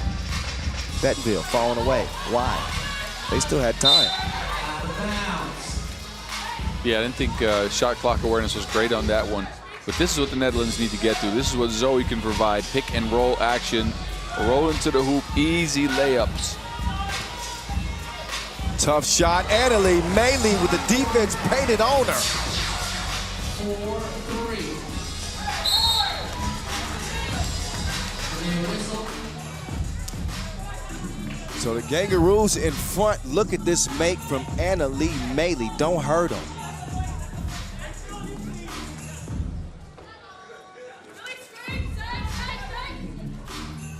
One-point contest, almost 3 minutes in.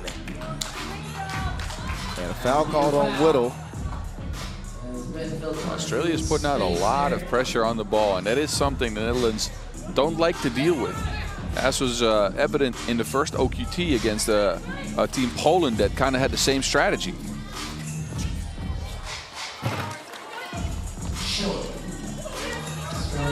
4-3 it stays. Is there an Alex Wilson sighting? Not yet. Annalie Maley, oh, she will draw the foul on Slaughter. And time for a media timeout. Tight contest here in the early goings. The Kangaroos with a 4-3 advantage. And a trip to the free throw line coming up for Annalie Maley. Got a packed venue. Boz, there was a queue to get in here, what, an hour before we started the games? Maybe even before that. Sounds like my lunch. Yo, that ramen place was good, thanks. No worries. Me and Boz have been eating gyoza and ramen and rice all week, and I'm not complaining about it. I'm not either. There's Annalie. 5-3. Norcha somehow gets it to Boonstra, and she blows it. Hands it off. Mansfield.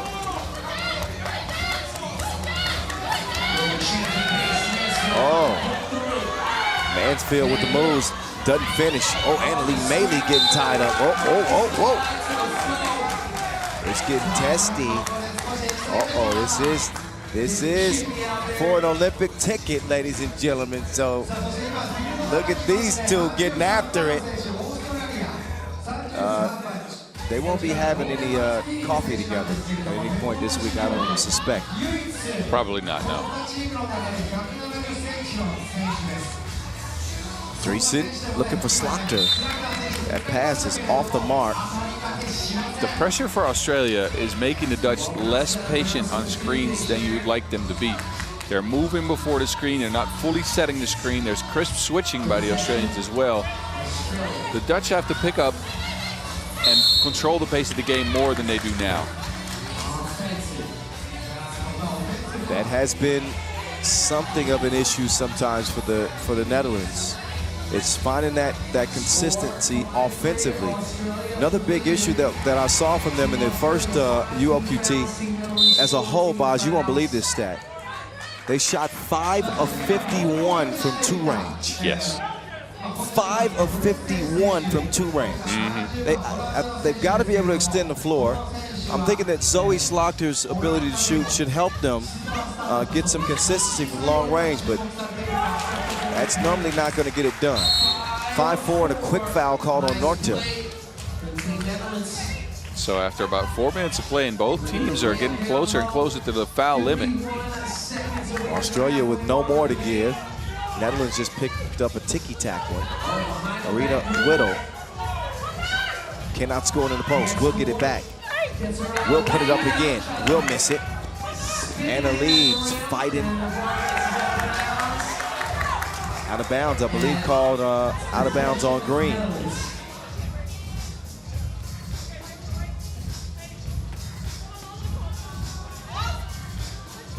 Slaughter, no hesitation. Like brother, like sis. Straight shooters in this family. Wilson knows what to do with the Wilson. To the cup she goes, 6-6. After a good last possession, now another rush possession by the Dutch as we look back at that pure 2 from Zoe.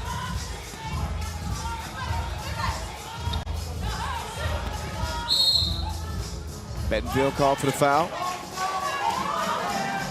Ali continuing to put pressure on him. Likely not going to see 21 points scored in this contest, Bonds. We are halfway through and each team have 6.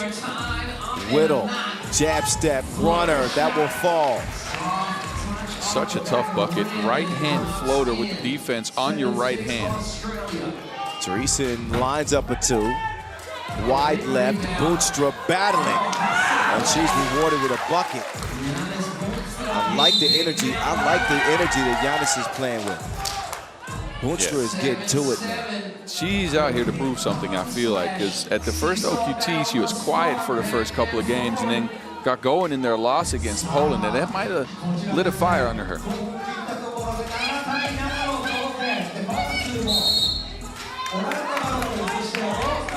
Foul White. So it is the 7th on the Netherlands, but no free throws as it was an offensive foul. Now in the penalty, and we're tying across the board 7 each, 17 fouls each, and a travel call. So next defensive foul, we'll see free throws, all 7s. Both teams might be dealing with a bit of nerves here. We've seen them miss easy layups. They're fouling a lot. They are following the game plan to be physical. That might just be a little bit of the jitters. Possibly so. Bentonville. Nice, calm, and cool on the pull-up jumper from about 8 feet. Count that. Marina Whittle misses the wide open 2. Bentonville, shot is deflected. Whittle makes her move, slides left. Can't get the stroke. Ali will track down to Wilson.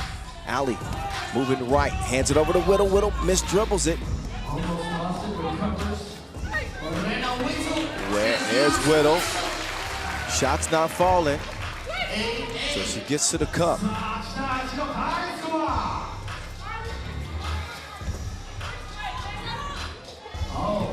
Boonstra, no. Whittle likes the matchup here. Can she get a step?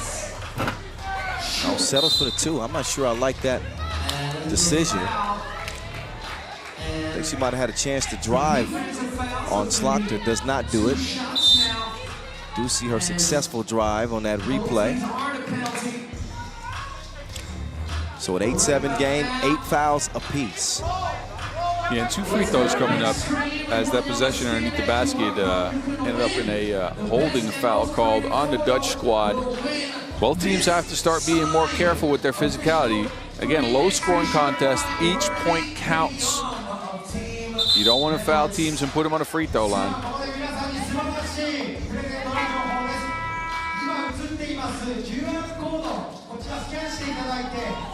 Well, I got a feeling we're going to see a good bit of free throws the rest of the way. Still 3:42 to go. Yeah, we might. I don't think the physicality is going to slow down. There's been no indications of that, boss. Here's Annalie Meili. Annalie Meili, WNBL Most Valuable Player in 2022. Former member of the Chicago Sky in the WNBA. So her resume is stacked. She splits a pair at the line. Gang, gang, up 9-8. Dreesen, good look from 2 range. No, out of bounds. Leave official Simpo said white ball. Yep. So we saw at the line earlier, she split the free throws. Netherlands ball. Here's Norton. Has he? Oh, wow. That's a defensive foul. You agree with that one? I think that Mansfield was moving. I think she was moving, yeah. Look, stepped into the path. No room to maneuver for Nortje, who now has an opportunity to get her team ahead from the free throw line.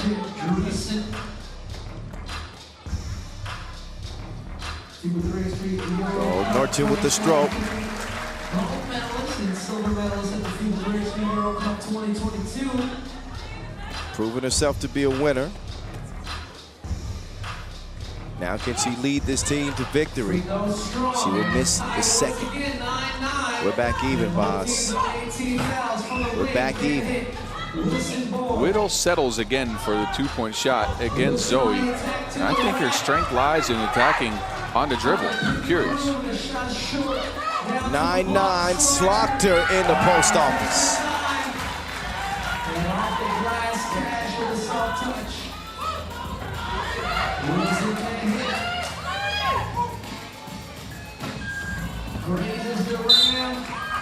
A couple of good defensive possessions for the Dutch here, and the Australians are still attacking one-on-one, but now they're missing shots. And again, I think Whittle right now is settling a little bit on shots from the outside, and her advantage lies on getting to the cup, driving it at you, being physical. You will get no argument from me.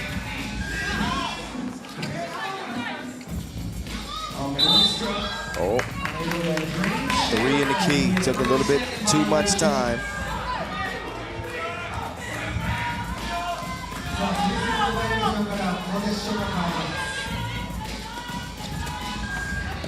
Annalie Meili. She got the Midas touch on that shot. Falling away. Little sprinkle. Here we go. Uh-oh. Offensive foul call. Pretty blatant as she dropped the shoulder there, Pazzo. Yeah. They had a mismatch. Janice, instead of saving her dribble, picked it up, couldn't create any space. But take a look at this. Meili is a shot maker, man. Down to the block, hit it with the shoulder. Whittle, tough, tough.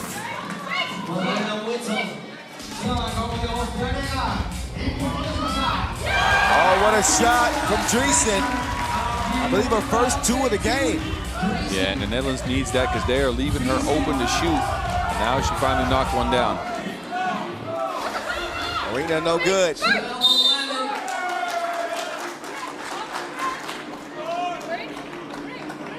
What's the decision there? Is that a jump ball call? Yeah, but who was the defense in that position? Yeah, that's why I'm curious. And both teams are a little bit confused. Netherlands are contending it should be their ball. They're not going to win that. It's going to be green ball. Here come the Aussies. Oi, oi, oi. Oh, Alex Wilson. Yeah, she tough.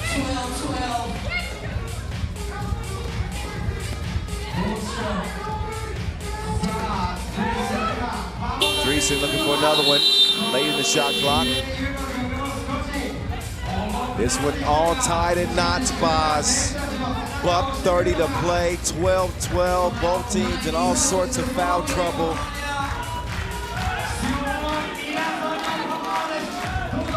Alley cat. 13-12.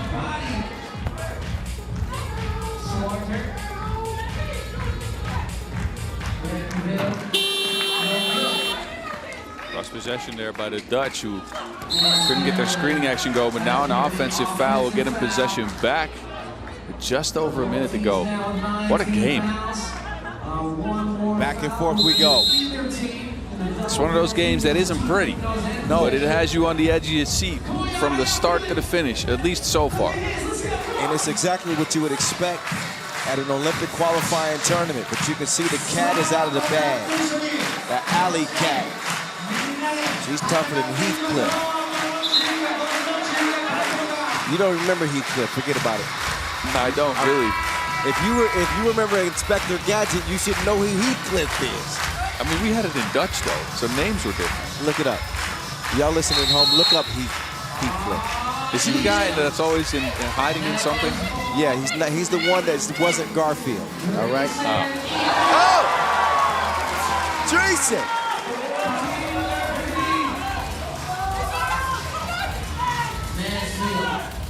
Netherlands lead 14-13. Mansfield blowing up like a minefield. Aussie gang is in front. Dreesen, no. Boonstra keeps it alive. 34 seconds to play. Norta driving on Annalie Malin. No good. Loose ball. Mansfield is fouled.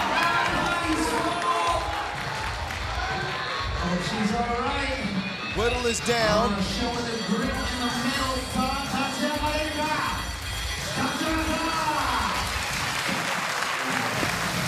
It is crunch time indeed. Time for some core work for both these squads. It's 15-14. Kangaroos with a slight edge and a big trip to the free throw line for Lauren Mansfield. That was the 10th foul by, so not just the 2 free throws. Possession goes to Australia as well. Yeah, and if she knocks both these free throws down, it will be a 2-possession game and a possession for Australia. So this might just be it. Australia, the #1 ranked team in Oceania, trying to get a victory, a critical victory over the Netherlands to start this competition. Mansfield with another free throw coming up. She misses them both. 2 big misses at the line with 25 seconds to go. Ball back over to the Kangaroos.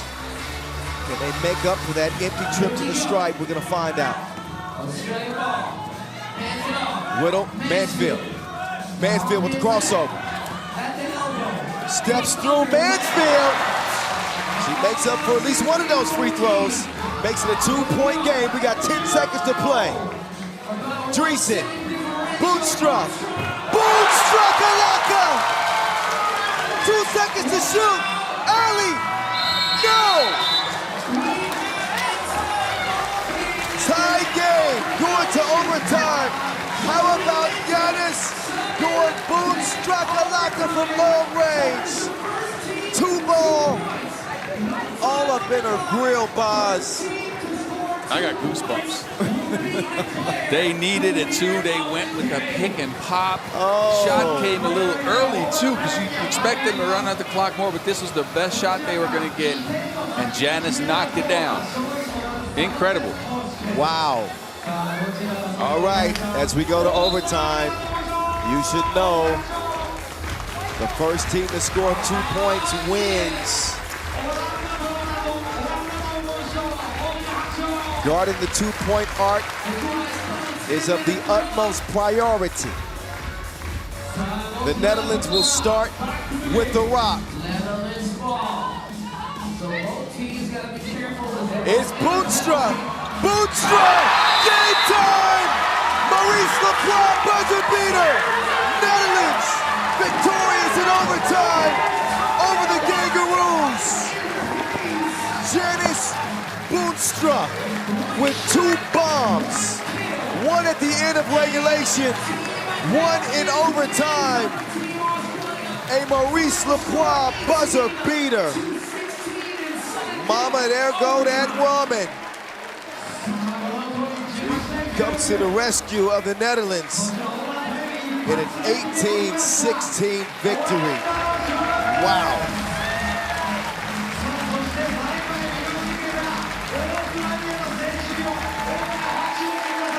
What a game. A lot of fouls, but still, that was a hell of a game to watch. Janice Boonstra, she's got to be feeling great about that performance. And she's out there with Boz Rosendahl. Boz, it's on you. Janice, congratulations. What a game. Your first thoughts after picking up an overtime victory against this team, Australia? I mean, it feels great. It feels great to start the day like this and or the tournament like this. And I think it gives us good hope for the next days. So, yeah. Talk to me about the last minute of the game, because you get 2 open shots. First, to put your team in a position to play overtime. Second one, to win overtime. What went through your head? I mean, it's my teammates. They got me open. They gave the right pass. And I think we did this as a team. And we kept going like a team. We are fighters, so... All right, well, congratulations. Go enjoy that victory. Back to you, Kyle. They are fighters indeed, and that woman right there delivered the knockout punch in overtime. Janice Boonstra, clutch performer for the Orange Lions. Highlights coming your way right now. We'll step aside for a quick moment. We got more ladies action coming your way in Pool A action. Coming up next, it is Germany and Brazil on deck from here in Utsunomiya. Can't wait.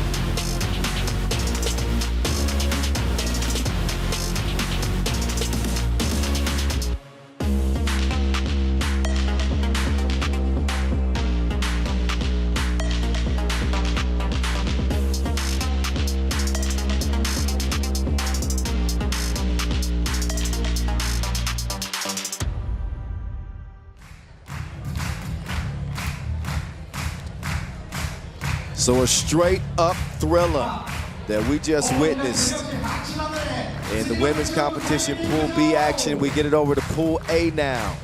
Germany, 2021 Women's Series champions against Brazil, AmeriCup silver medalist from 2023. The Germans get ready to take the court first.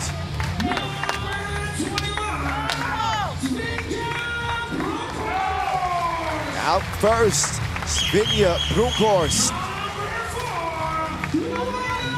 She's joined by Luana Rodefeld. Both European silver medalists, Marie Reichert and Sunny G, Sonja Greiniger.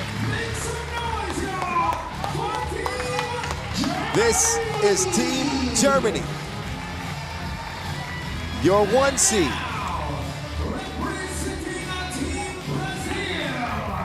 Team Brazil, known for their toughness as well.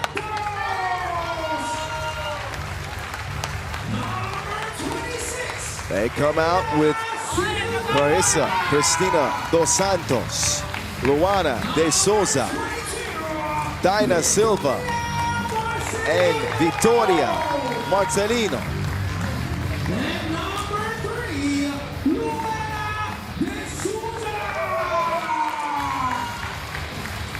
Team Brazil, as scrappy as they come, they've got 3 silver medals at the AmeriCup in back-to-back years. Team that's been knocking on the door. Can they get over the hump here at this UOQT in Utsunomiya. That's the question that looms for this team heading into this competition. Top 2 from group play. Again, advanced straight to the semifinals. So a loss in your opening game, it doesn't spell disaster for you. But it does put your back against the wall just a little bit.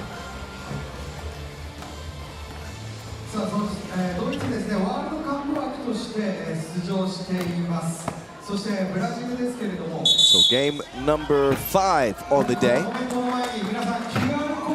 Coming up after this one, we'll see Japan and Austria.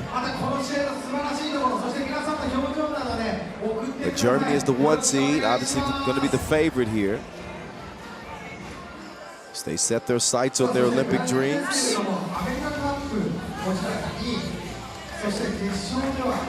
lot of 3x3 to be played. We appreciate y'all for watching, wherever you may be watching from. Hey, chime in on the live stream on YouTube. I want to know where y'all watching from. And that way I can give a few of y'all some shout outs. You think you could be any louder getting back on the microphone, Boss? I'm so sorry. Man. I'm so sorry. I tried to be sneaky with it, but there's not a lot of 7-footers that can be sneaky. That's true. Welcome back. What a win for the Netherlands, man. Yeah, I had to recover. That's why I left. Not because I had to go to the bathroom. That was pretty impressive. We got 2 more teams in front of us here. Again, Germany, the favorites on paper. But you don't win games between those lines. Proven winners, though. Seen Rodefeld knock down huge shots over the years. Sonja Greiner, former world #1, is one of the top players still in all of 3x3. Mari Reichert sets up Broekhorst, the sharpshooter. Wasn't so sharp on that one. 30 ticks in here. They want to get it down low. Smart decision. The Santos taking advantage on the interior. Yeah, Brazil is, I was going to say Germany is a very tall and big team, but Brazil out there when it comes to size, and we know they'll play physical as well. Man, Broekhorst so skilled on the fall away, is able to knock it down. We did see Team Germany playing at the Women's Series opener in Springfield, finished 3rd out there, as Luana will miss it. Great hustle play there from Reichert. She'll get it back. Mari to Broekhorst. Broekhorst freezes him with the Hezi move. Sunny G is going to let it fly to your eyes. This is what Sunny G can do at 6'3". It ain't all about the post game. She can snipe you from deep as well. The Santos runs into traffic. Uh-oh, faker. 3-2 contest. Rodefeld. That one didn't have a chance. But she keeps hope alive by following the miss. Yeah, it's sharp awareness. No box out on the Brazilian team. Oh, Reiner with the steal. The dive delivery. Reichert finished things off. And that one thrown away. Germany has jumped all over Brazil here in the early goings. First 2 minutes is a 5-2 game.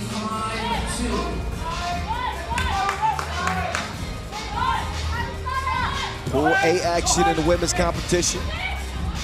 Kyle Montgomery, Boz Rosendahl on the mic with you.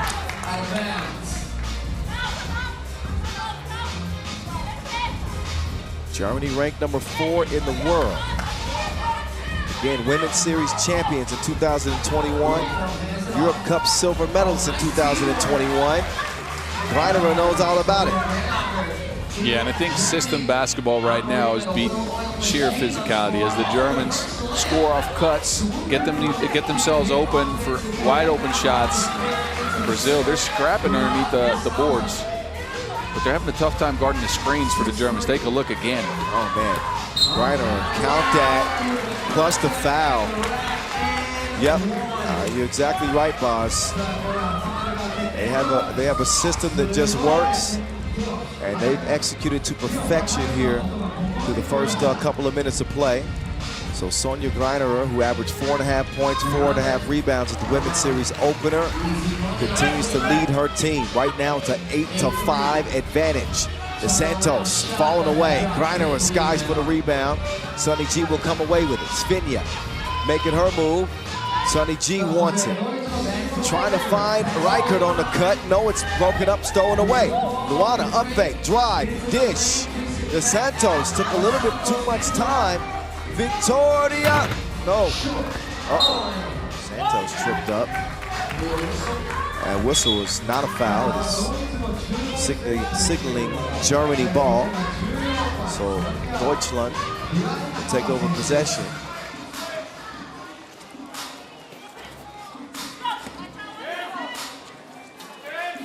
Back down to the post office.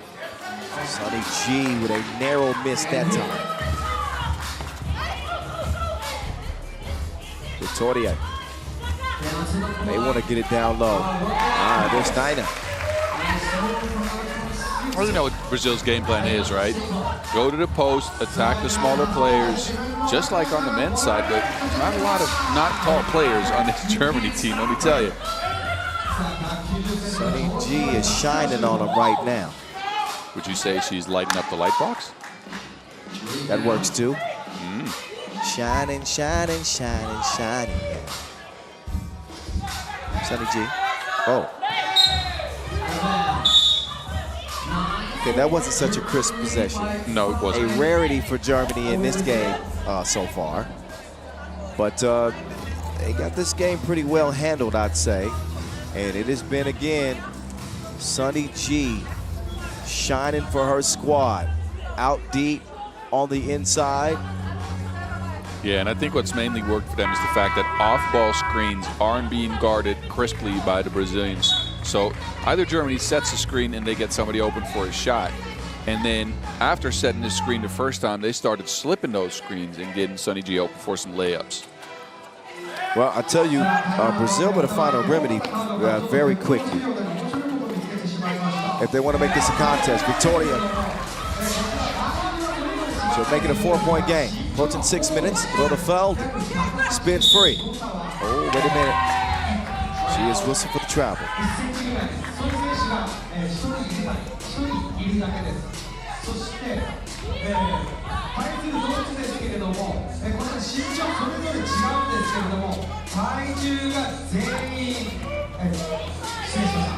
Oh, Dos Santos gets it back. Dos Santos, third time is the charm. Does get it to go. I think Germany have to be careful not to let their foot off the gas.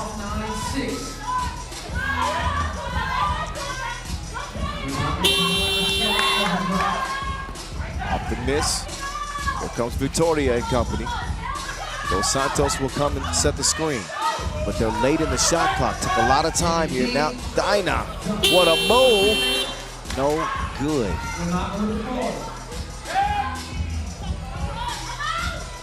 Brunkhorst, that's no good. Sunny G.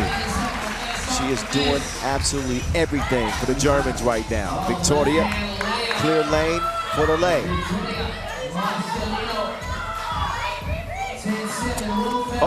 Rodefeld lost her balance. Sunny G, just stop it. She is on fire like a liar's pants, 12-7. She's scoring from all three levels of the half court. She's got a 2-in, a mid-read, and also scores underneath the basket. Just a talent, man. So look at Sunny G. She is cooking. Another 2-ball in a 12-8 game. Sunny G's got to be close to double figures at this point. At least a couple of 2s, 4 scores on the inside. I'd say she got 8 of Germany's 12, maybe more. Yeah, she might. But I do think we see the Brazilians score some, but the length of the Germans is bothering them so much when they are on offense. And now, yeah, that's not a smart foul. Mari Reichert, you can hear that slap from way back here. Certainly a foul and a chance for a 2-point play. And Germany have pick and rolled Brazil to death in this game. It has been a continuous serving of pick and roll, pick and slip. A little bit of pick and pop with Sonny G too. And Brazil have just not had a remedy at all.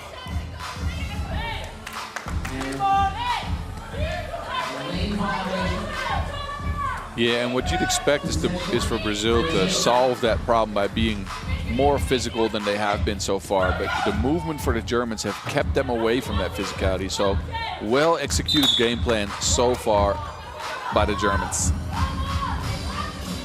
4:32 to go, and this one may not go the distance. Germany's been on a tear from the start. They are 8 points away from the magic number of 21. Roberfeld, sprint to the right wing. See what this action brings for Germany. Reichert on the slip. Such a luxury to have her step in for Sonny G when she goes to the bench. Reichert is about the same size, crafty as a finisher inside, so you don't step down when you sub. Not often you do in 3x3, but you don't change roles either. That is true. Travel.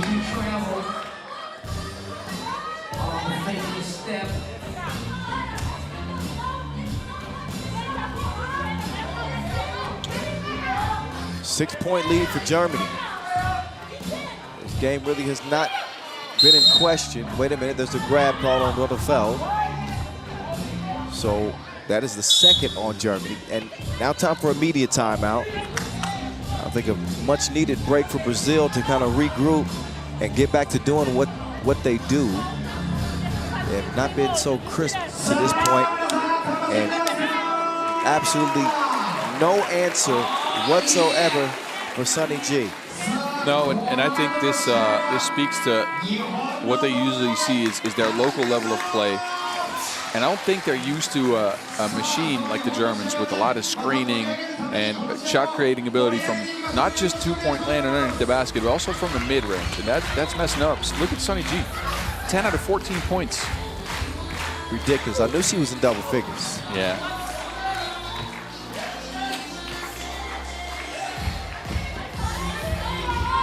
Dos Santos, desperation, hardly nicks the iron. Quick clear for Germany. Kleiner drops it off. Brukhorst on the move. So is Reichert. Lost the header on it. Brazil have it now. Dyna kicks it over Victoria.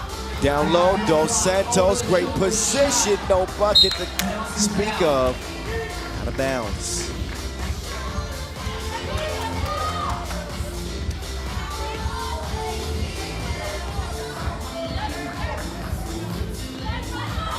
Victoria opens it up with Dyna. Dyna with the quick step past Sonny G. Still a 5-point game. Sonny G wants it. Has poked away. Wait a minute. Stepped on the line. So now Brazil starting to feel it. After the score, trying to shift the momentum here. They got 3 minutes and 13 seconds. And looking at a 5-point deficit. Foul on Roberfeld. The third on Germany. On Germany, still have 3 fouls a game. Teams go 5, team fouls, only have 1 foul here. At the elbow, hands it off. Luana. Dos Santos gets the 1. 2-possession game. Reichert. Oh, she'll miss it. Tipped it out though. They get to reset with a fresh 12. Roberfeld. Victoria in her personal space. Roberfeld trying to give her a cross.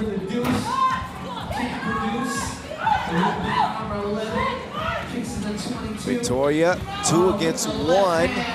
Might have had an opportunity to drop that off to Dos Santos. But yeah, this is what you happens when you play away from physicality, right? Victoria didn't look for the contact, went up, and that wasn't enough.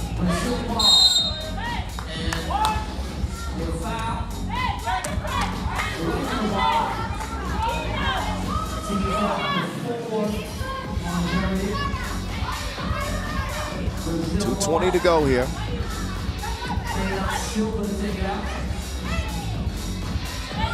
Important for Brazil to string together some possessions. If they can hit a 2, Nice rebound, Dos Santos. Get out of here.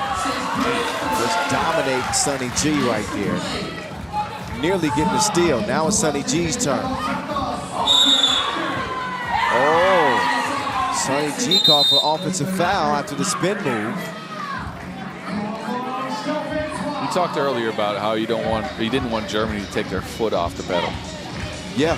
And I do think that is what happened a little bit. They've stopped using movement. The pick and roll hasn't been as effective. They've slowed down just a little bit. And now Brazil's game is going to start to work because they want a slow-paced game, a physical game, and they want to get one-point shots only. Here we go. Buck 53 and count. Big possession here for Brazil. Dyna skips it across. Victoria. Uh-oh. She got caught walking.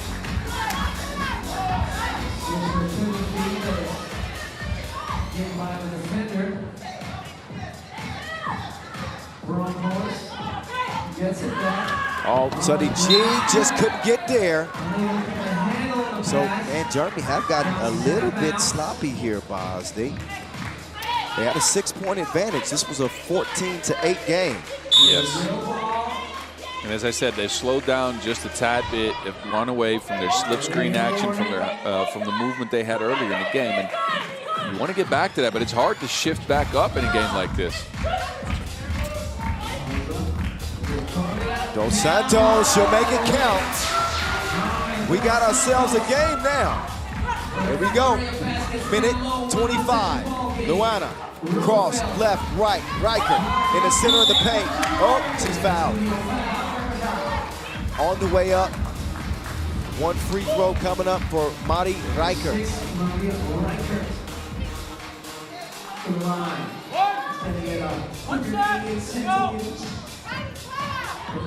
Riker, good size player as well, good length. I think I underestimated just how long she is. So this is the free throw long. Lane violation anyway. Yeah, I think Riker's about 6'2", maybe 6'2.5" on a good day.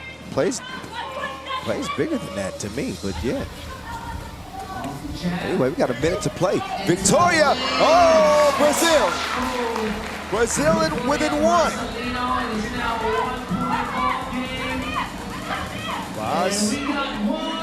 Boz, what you thinking? One to shoot. Forces it up. Germany have come a little bit unraveled here.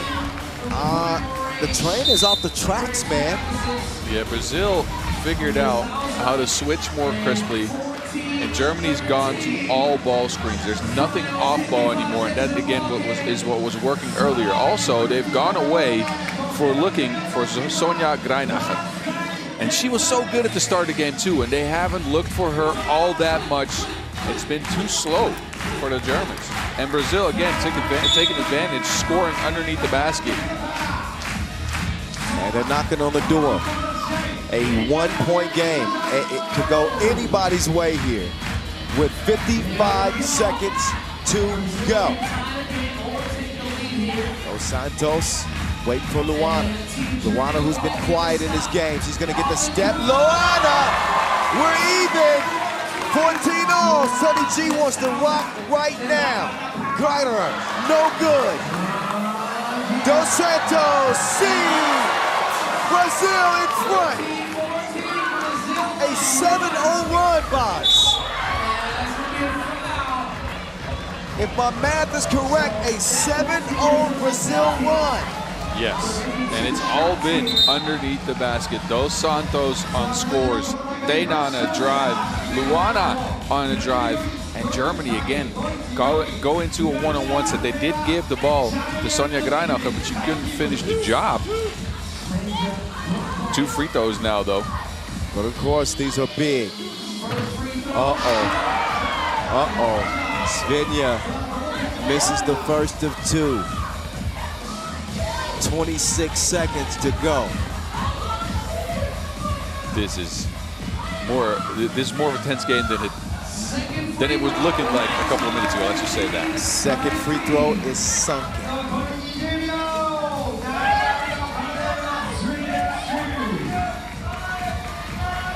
Uh-oh, Dos Santos got a pocket pick. We got 13 seconds to go. Ladies and gentlemen, this one's setting up to be a thriller. 9 seconds, 3 to shoot. Rutherford with the moves, he's gonna run out of time. Shot clock violation. That leaves time on the clock. At least just enough time on the clock to get something. I think they're gonna add some time. I think that shot clock violation came with a... Uh-oh. Technical foul? Wait a minute, called for...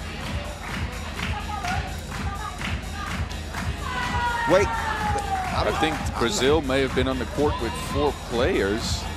Oh, are you kidding? They literally didn't sub out.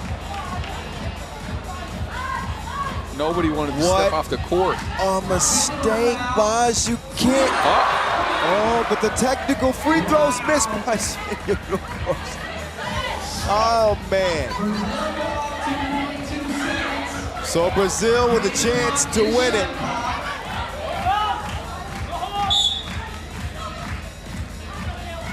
Basically a chick and shoot scenario.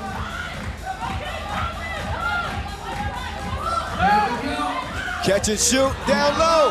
Dos Santos, no, overtime.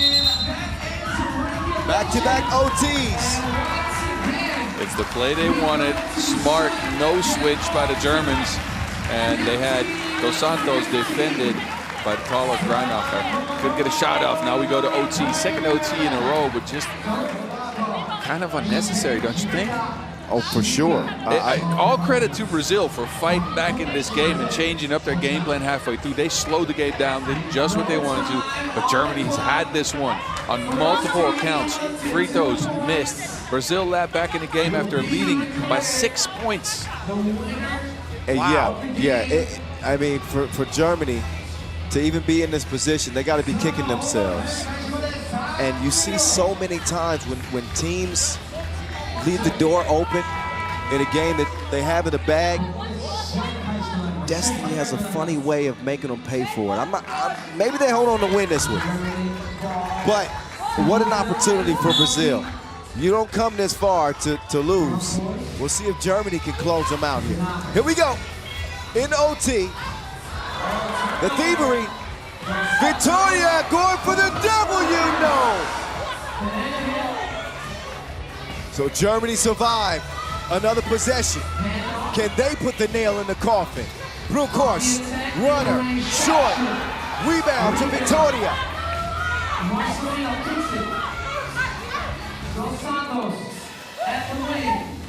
Luana, up fake, Luana, long on the back rim. Offensive rebound though. Victoria, she'll get a try. Oh, it doesn't go. Dos Santos in traffic. Travel. Wow. Wow, what is happening out here? Brazil keeps getting offensive rebound after offensive rebound and keep getting open shots somehow. Gosh, they've had every opportunity. Germany has dodged every bullet. Team Germany has whispering on the defense, forcing a turnover. And his first team to 2. So clean check is what they needed. Sonny G puts Germany up. So Sonny G siding again. Germany probably should have been giving it to her, but here we go. Brazil can steal it with a 2, tie it with a 1. Dos Santos, we're all even. Next bucket scores.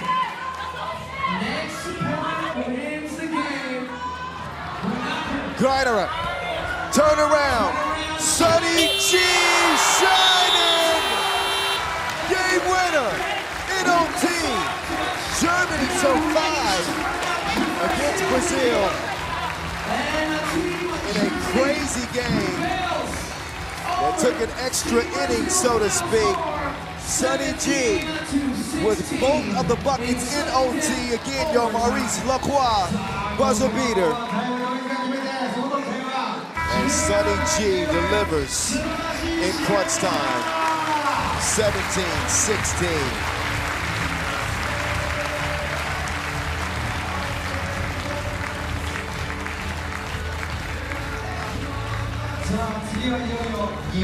Well, Brazil, they certainly had an opportunity. Credit Germany for holding on to get a win there. But a wild game, Bob. That was wild. Incredible. And again, we talked about this before, but we thought Germany was going to run away with this one at the start. They were crisp. They were hitting shots from the outside. They were getting slip screens going. And all of a sudden, the tides turned and Brazil started fighting back, playing physical. And Germany slowed down for some reason. Yeah, look, man, the complexion of this game changed drastically. And I worried a little bit for Germany in that I could see them letting their foot off the gas a little bit. They were looking at a 5 or 6 point lead. They seemed to be outmatching Brazil in every facet of the game. But Brazil kept making plays, kept hanging in, kept believing, and had a chance. They got called for that technical foul at the end of the game with 2 seconds to go. They dodge a bullet because Brunkhorst misses the free throw. We go to OT. Anybody's game there in Germany. Credit to them. Again, they pull it out. They pull out the victory. Okay, coming up next, the last game in our opening session, our first session. We'll get homestanding Japan and Austria women's Pool A action to close the first session. Coming your way in mere moments. No reason to go anywhere.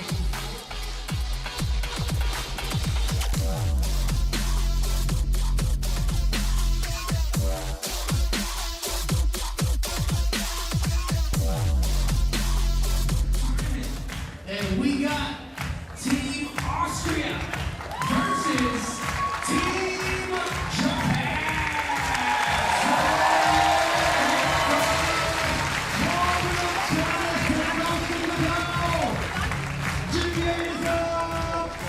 And now, representing Team Austria.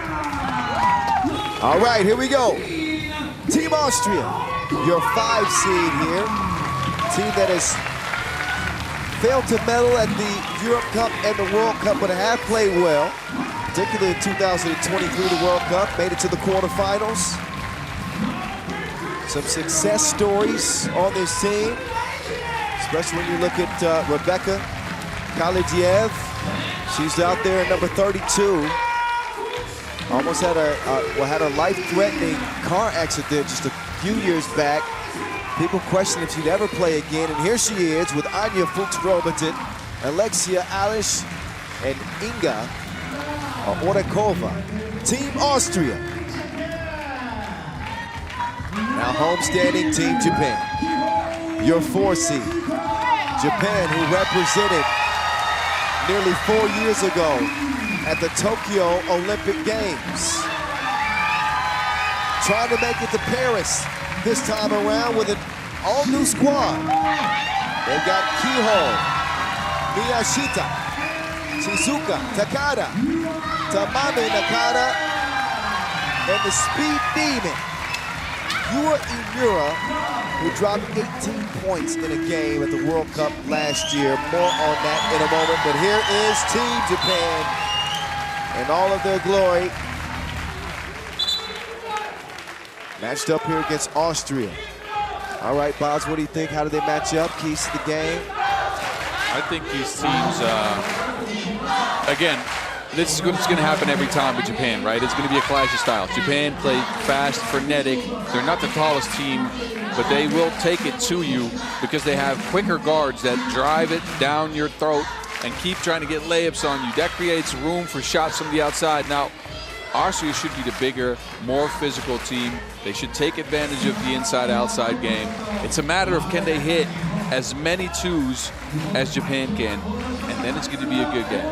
Now, if Austria can't hit any twos, then it might be a pretty lopsided contest. But look, I'm never counting teams out in 3x3 as we noticed in last game. So anything can happen. Yeah, but I'm with you. I question whether or not Austria can keep up with Japan's speed. I think their ball movement, their penetration, and it's not just Imura. You know, each one of these players is really good at moving off of the ball Giving the passer a moving target. Look out, Takada's tough too. No, you're right about that. And I think Japan, again, is going to make it a race to 21.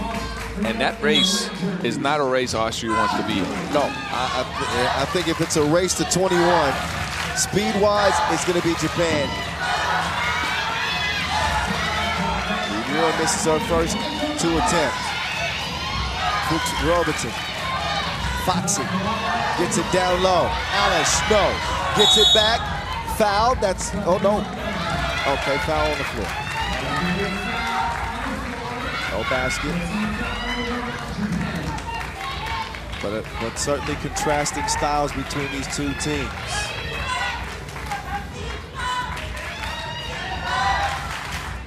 Robertson will swing it right to start.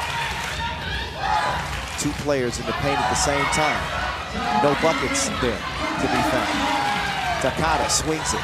Nakata on the drive. Nakata, no good.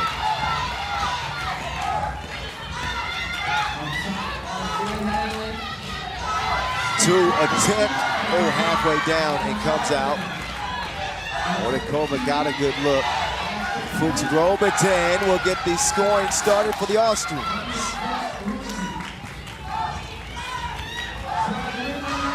A nice score on the right side of the rim. Miyashita.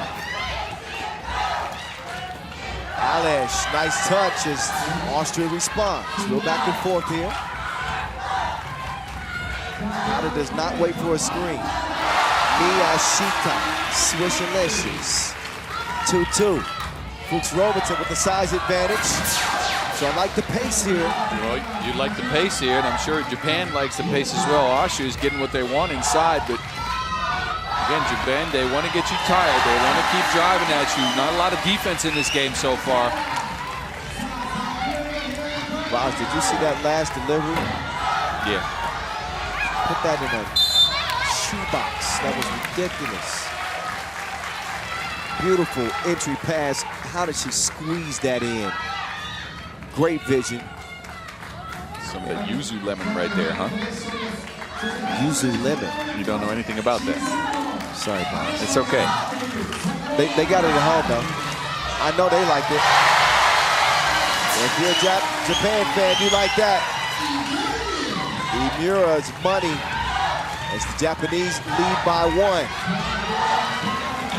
Tough D. Better offense as Orikova sticks with it. Emira, Takada hits the deck.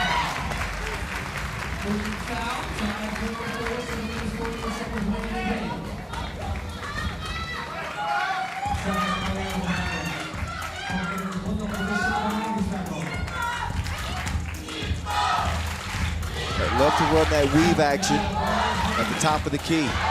Create a mismatch, find gaps in the defense, and do stuff like that. Miyashita's balling for Japan. I like her game, man. She's crafty with the finishing inside, but look.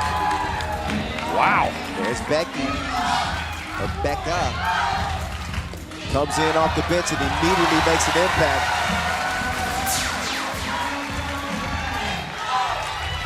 So what's interesting to see is that Japan has preset matchups when it comes to defense. You see Emira waving other players on transition plays when they go into defense, waving other players towards the defender she wants them to take.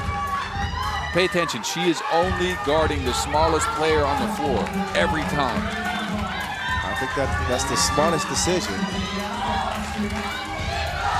Oh my goodness. It's all right, because she say about a bed. That was already covered. I like the shot better than my singing, but yeah, come on me now. too. Did y'all have that in the Netherlands? Saved by the Bell? Yeah. Of course. Enough! Fast, don't lie. 9-7.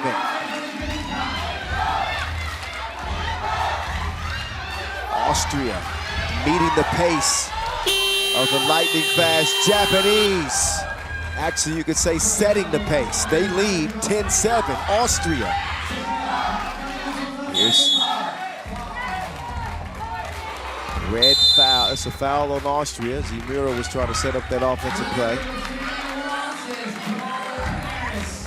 A ticket to Paris at stake. 3 days of action in front of us. This is day one. I'm Kyle Montgomery, aka the voice of 3x3. My partner next to me is the Mountain, Boz Rosendahl. We're having a ball so far and only halfway through day one. Had some overtime thrillers. A couple of games in the men's competition that proved to be pretty good. Lithuania and the Netherlands both coming out on top. And still plenty more to go for the second half of the day.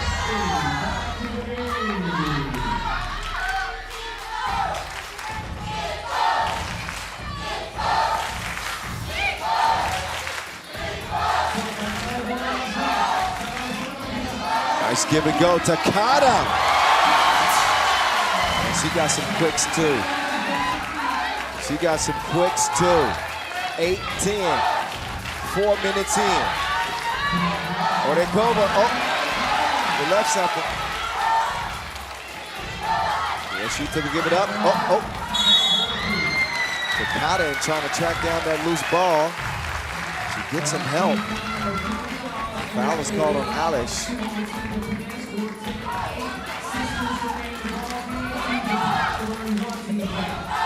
Oh, risky pass here. Japan's able to keep it alive. Utsunomiya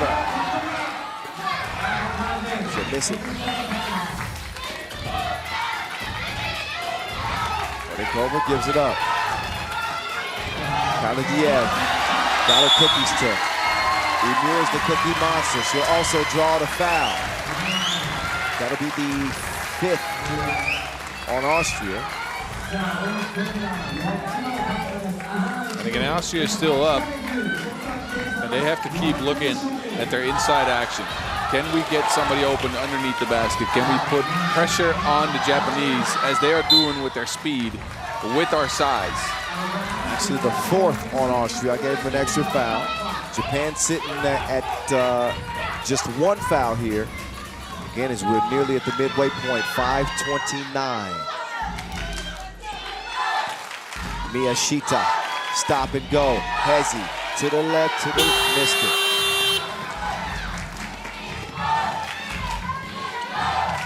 Fuchs Robertson sets the screen, dives to the bucket. Kaladiev to the crib. Uncontested layup. Here comes Emira. Takada. Way out there. Gets it back this time. Finishes with the reverse layup. 11-9. Kaladiev, little long. Emira runs into trouble. Ball is poked away. Got to get it passed out. That's tied up. A jump ball is going to be red ball.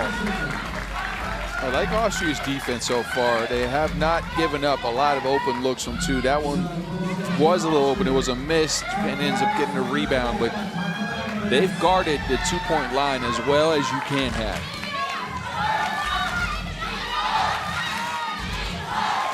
Comes Becca, swings it over. 2 is misfired. They keep it alive. What a touch pass! So Inga Orekova, like the audition. Meantime, Emira hit that one from Mount Fuji.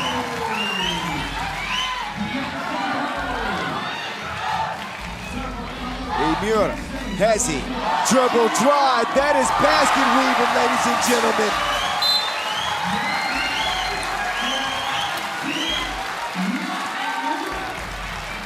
She sneaks her way through 2 defenders after dropping the bomb from deep. And look at her operating right here. Dissecting the defense. In for the crib, 12-12. Fuchs Robertson, Foxy runs in an issue. Out of bounds, I believe, off of Japan. And it should be Austria ball. 12-12. 4:07 to go.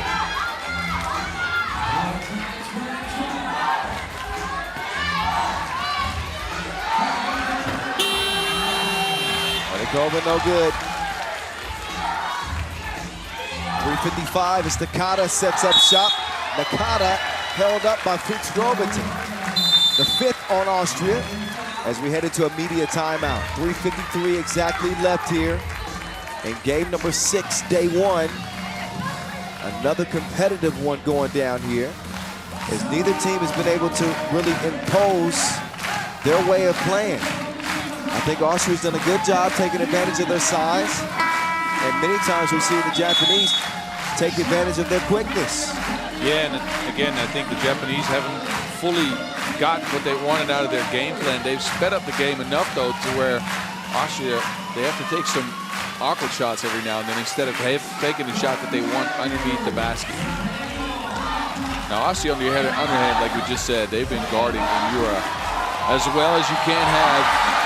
But she gets open for another lay. She got them quicks.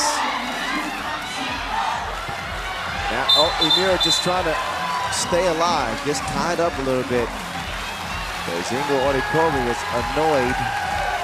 Imura just a pest. And she's got another gear, maybe a turbo button too. 1 point advantage for the Japanese in their own backyard here in Utsunomiya, Japan. You know how watching Imura go towards the hoop feels like? You know, back on the SNES, you had Mario, and when you press the bottom button, you'd go run faster. Yes. Kind of, you know, for the old heads. We need some sound effects to her highlights, I feel like. Yeah, something like that. But you're right, like she hits that gear just so quickly.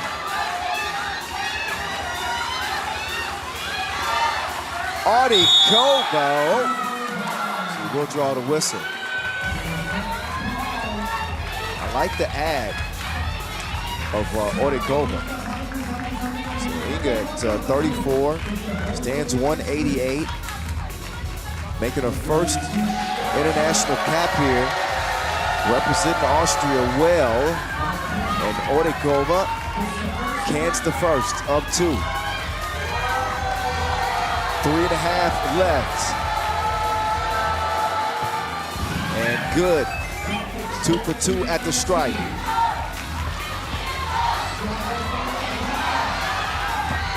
The speed opens up a look. Nakata is foul tracking down the rebound. The 6th on Austria.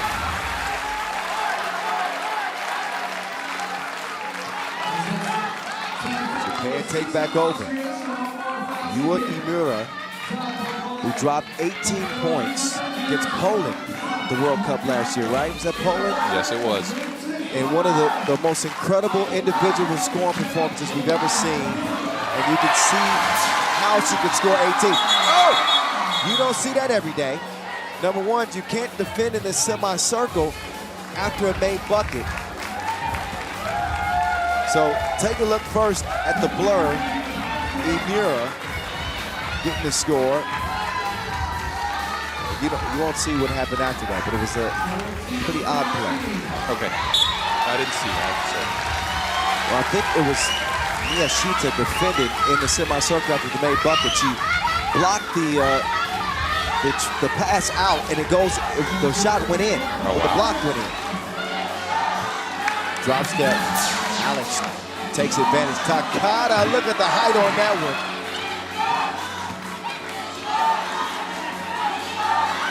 Brooks Robertson now with 6 to work with. Brooks Robertson.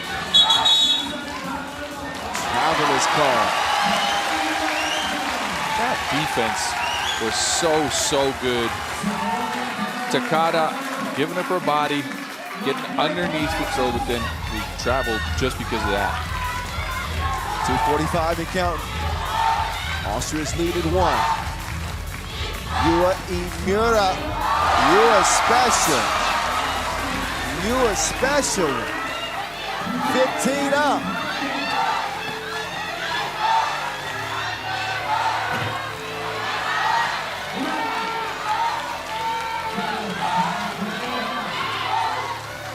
Here's Imura.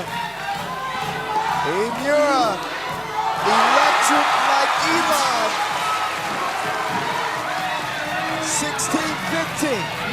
Japan back in front. Oh! That whistle on Japan. I don't know. I mean, the screener was standing still, and Amira just ran into her. Yeah.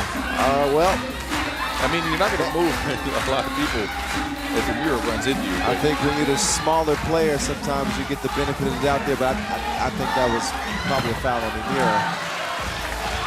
Nonetheless, we continue action. Ooh, that would have been a nice jelly. Shoulda, coulda, wouldas. Long-range sniper shot, so no go. Hey, Boz, low-key, high-key. We got a good game right here. We've only had good games today. This is high-key right now. Yeah, you're right. Tight contest, and again, I do think both teams have gotten to parts of their game plan and have executed well. I know Japan would have liked to hit some more twos, but I think Orkova is feeling the same way. Oh, what a step through. Takada getting busy on the baseline. 90 seconds to go. Kalidiev, no good. Rebound goes to Amira. She's down, though, and looks hurt. See, Amira holding that left knee. You never want to see that. That's not the play. Replay there. We'll get to the replay where we see Yua Amira. Figure out what exactly happened. Looks like she's in pain and she's very, very slow to get up. Well, here we go. You can see just maybe tweaked it when she was planning. That knee buckled a little bit, and there's already tape on there. And I don't think she can put any weight on it. This might be it. Oh, we hope not, because Amira is one of the biggest stars in this competition. And it's hard to imagine this Japanese team having any success without Yua Amira, who unfortunately just went down with a knee injury. So the 21-year-old will exit the floor, and the medical staff will get a look at her. Boz, I'm hoping that that's just a tweak and maybe it looks a little more scared than it is. And you and me both. I'm hoping she can return. Japan right now trying to get a win in her absence. That ball is misdribbled. Just over a minute to play. A 17-15 Japanese lead. Foxy going to the hole. Can't get it to go. Rebounded. Nakata up top. Miyashita to Takada. Long range. In and out. Kalidiev making a move left. Has it. Baseline. Off balance. No good. That looks like it's going to be a foul on White. Yeah. Kalidiev in line to get that rebound had she not been fouled. Would have had it.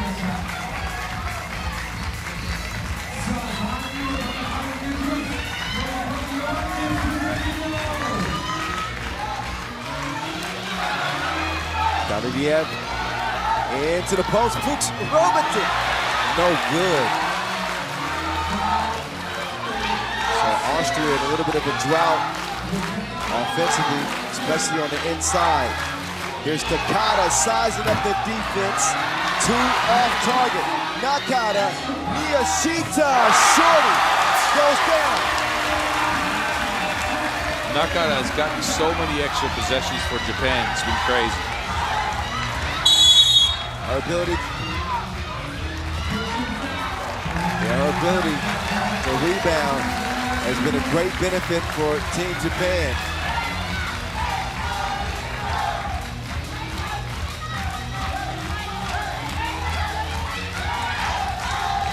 Japan won a timeout. It'll be their ball. And they have an 18-15 lead.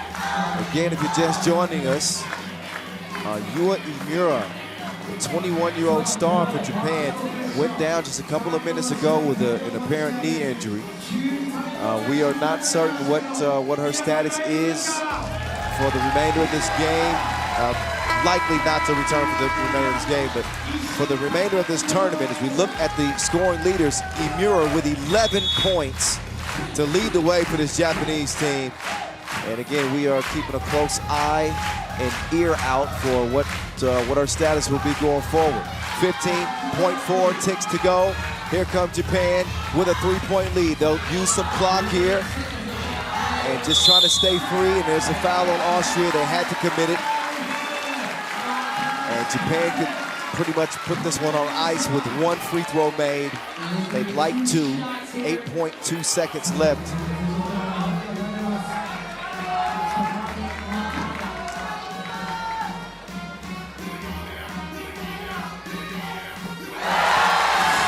And Tamami Nakata. She's good at the line. Nakata. Thrown away. That's going to do it. Only 5 seconds left.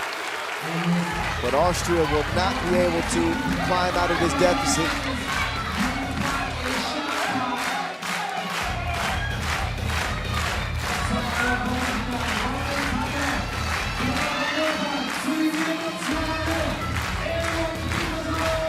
Japanese fans, they turned up, huh, Bonds? Yeah, they are. I've liked the Japanese fans all week, to be honest with you. There's been a lot of people at the games just excited. There's a reason why we come to Utsunomiya almost every year. Look, I have to say, I even saw some people dressed in orange earlier. Really? Oh, what a follow! And what a way to finish the game with some extra soy sauce.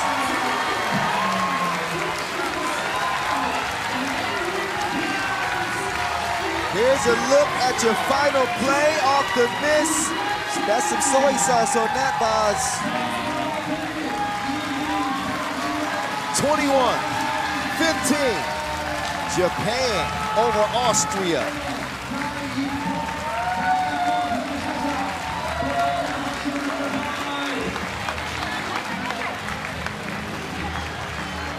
So your Imura did a lot of damage in helping her team get that victory before she had to leave with the knee injury.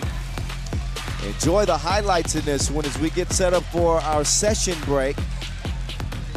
After this highlight run, we'll show you and tell you what to expect for the remainder of the day, so stick around.